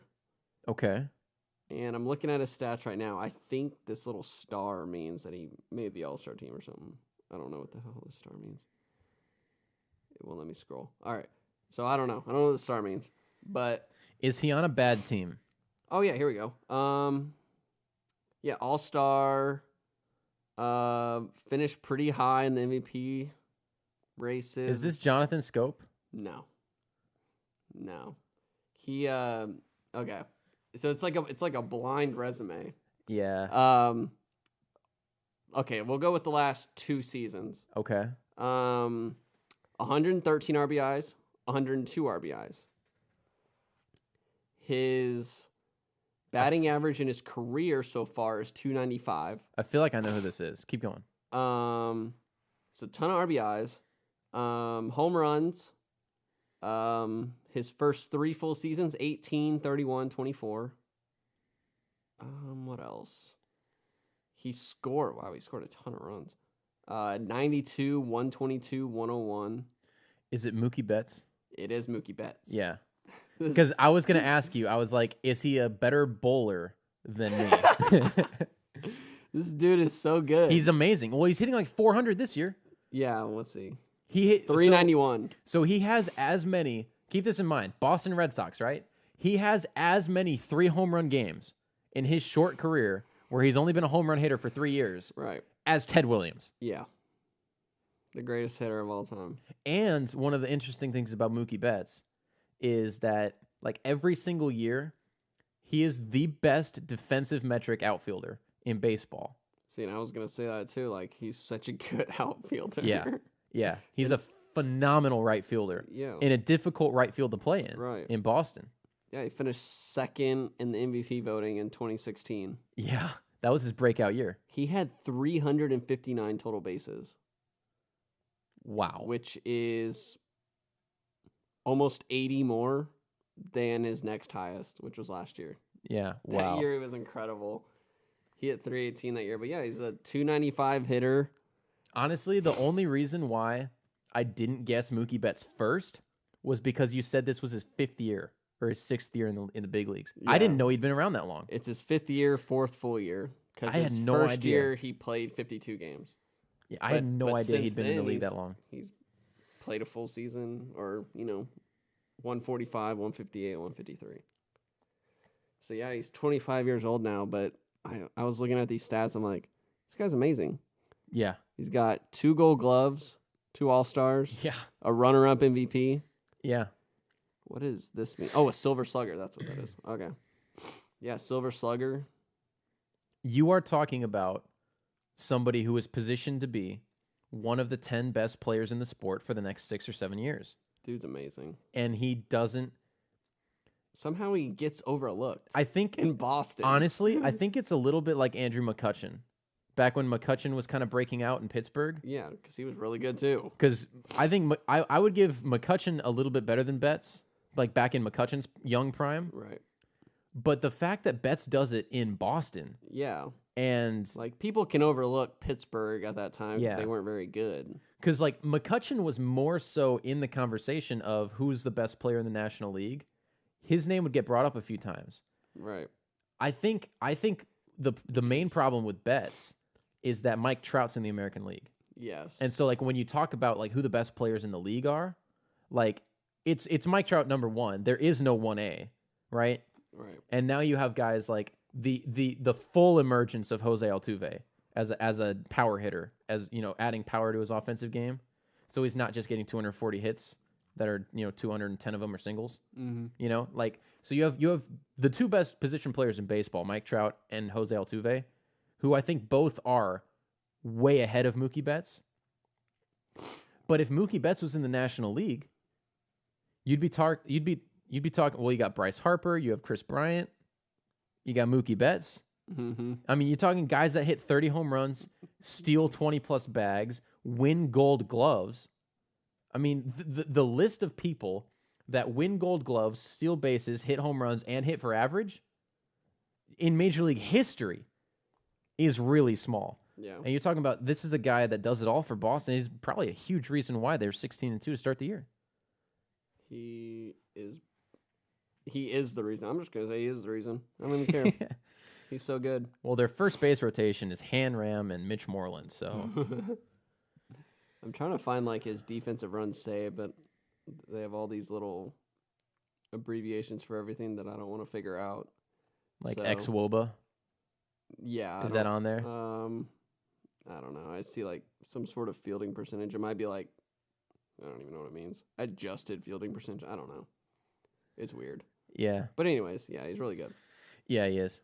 So, I was watching MLB Network the other day, and they were talking about him, and somebody did a thing where they asked like 10 GMs, who would you start your team with? And you would think most of them, most of them did, but you would think that almost all of them Trout. would say Trout. Trout. Like immediately. You would say, 9 or 10 of them out of 10 Yeah. would say Trout. And they were like, well, 7 did. And the other 3 said Mookie Betts.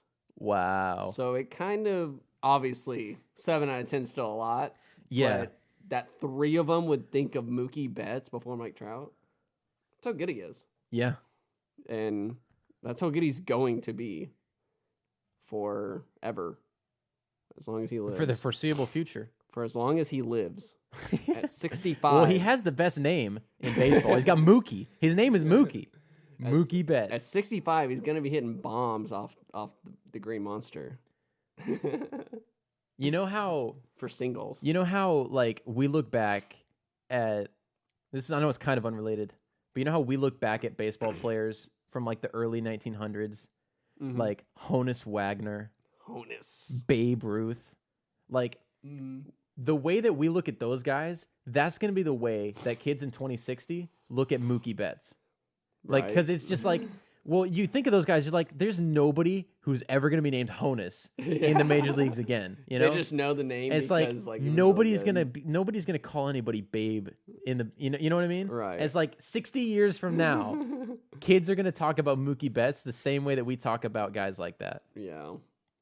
Yeah, probably. Just because it's a weird name. About Shoeless Joe Jackson and Mookie Betts, man. Oh, man. There's one guy. Oh, man. What's his name? I thought my Jonathan Scope guess was a really good one. That was a good guess. Because he's the best player on the Orioles. He's come alive the last couple years. He is better than Manny Machado. He's come alive like the last 2 years. I'm trying to think of this really old player from the Cleveland Indians, like in the Babe Ruth days, maybe even before Babe Ruth. Let me think. I'm searching his name. I'm pretty sure he was a first baseman, but he was so overlooked because of the player the area he played in. Yeah. But yet he was like always up there, and like this is like this is the player comp in history for Mookie Betts. Yes. Where like you might know him if you're like a baseball enthusiast. Yeah, but yeah. then you're like, oh man, that guy played first. The average base. fan doesn't know who this guy is. Right. God, come on, load. I'll find it eventually. Yeah. All right. Yeah. See, I can't even remember his name. Okay, here it is. Tris Speaker. Oh, Tris Speaker. Tris Speaker. I believe he was the first baseman. It doesn't say on here, but now I can Google him because I know his name. Yeah. Google knows all, man. He played 1916 to 1926, at least with the Indians. I don't know if that's ever. He's from Texas. That's weird. But yeah, that's the guy I was thinking of. Like, people are just gonna be like, "Oh yeah, he was really good," and then you don't really appreciate maybe how good he was. I think the pitching comparison for this is going to be Felix Hernandez. Oh yeah, because just because Seattle has never made the postseason with him. That was like McCutchen in Pittsburgh. Yeah, but years. Like Felix Hernandez, I think he owns the record, or tied it all time, for consecutive opening day starts. Yeah, he did. Like he tied the all-time Major League Baseball record. Yep. For consecutive opening day starts. That is the caliber of pitcher that this is. And I mean, I think it was for like 6 or 7 consecutive years. He was 1, 2, or 3 in the Cy Young. Never had a major injury. Never tore his UCL. Mm-hmm. But just guys like that, they get to the end of their career, and they just aren't. I don't think that they're put in the same level as other guys just based on what team they were on.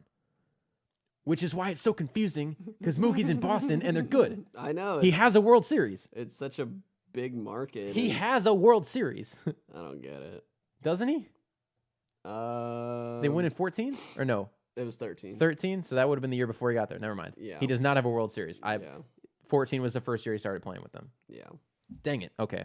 I thought I was Okay. onto something. So I'm looking at Speaker. He started basically playing full time in 1909. He won an MVP. He apparently played with Boston. Don't know which Boston. The American League Boston. So I guess the Red Sox. Won an MVP in 1912. Then he ended up going to Cleveland.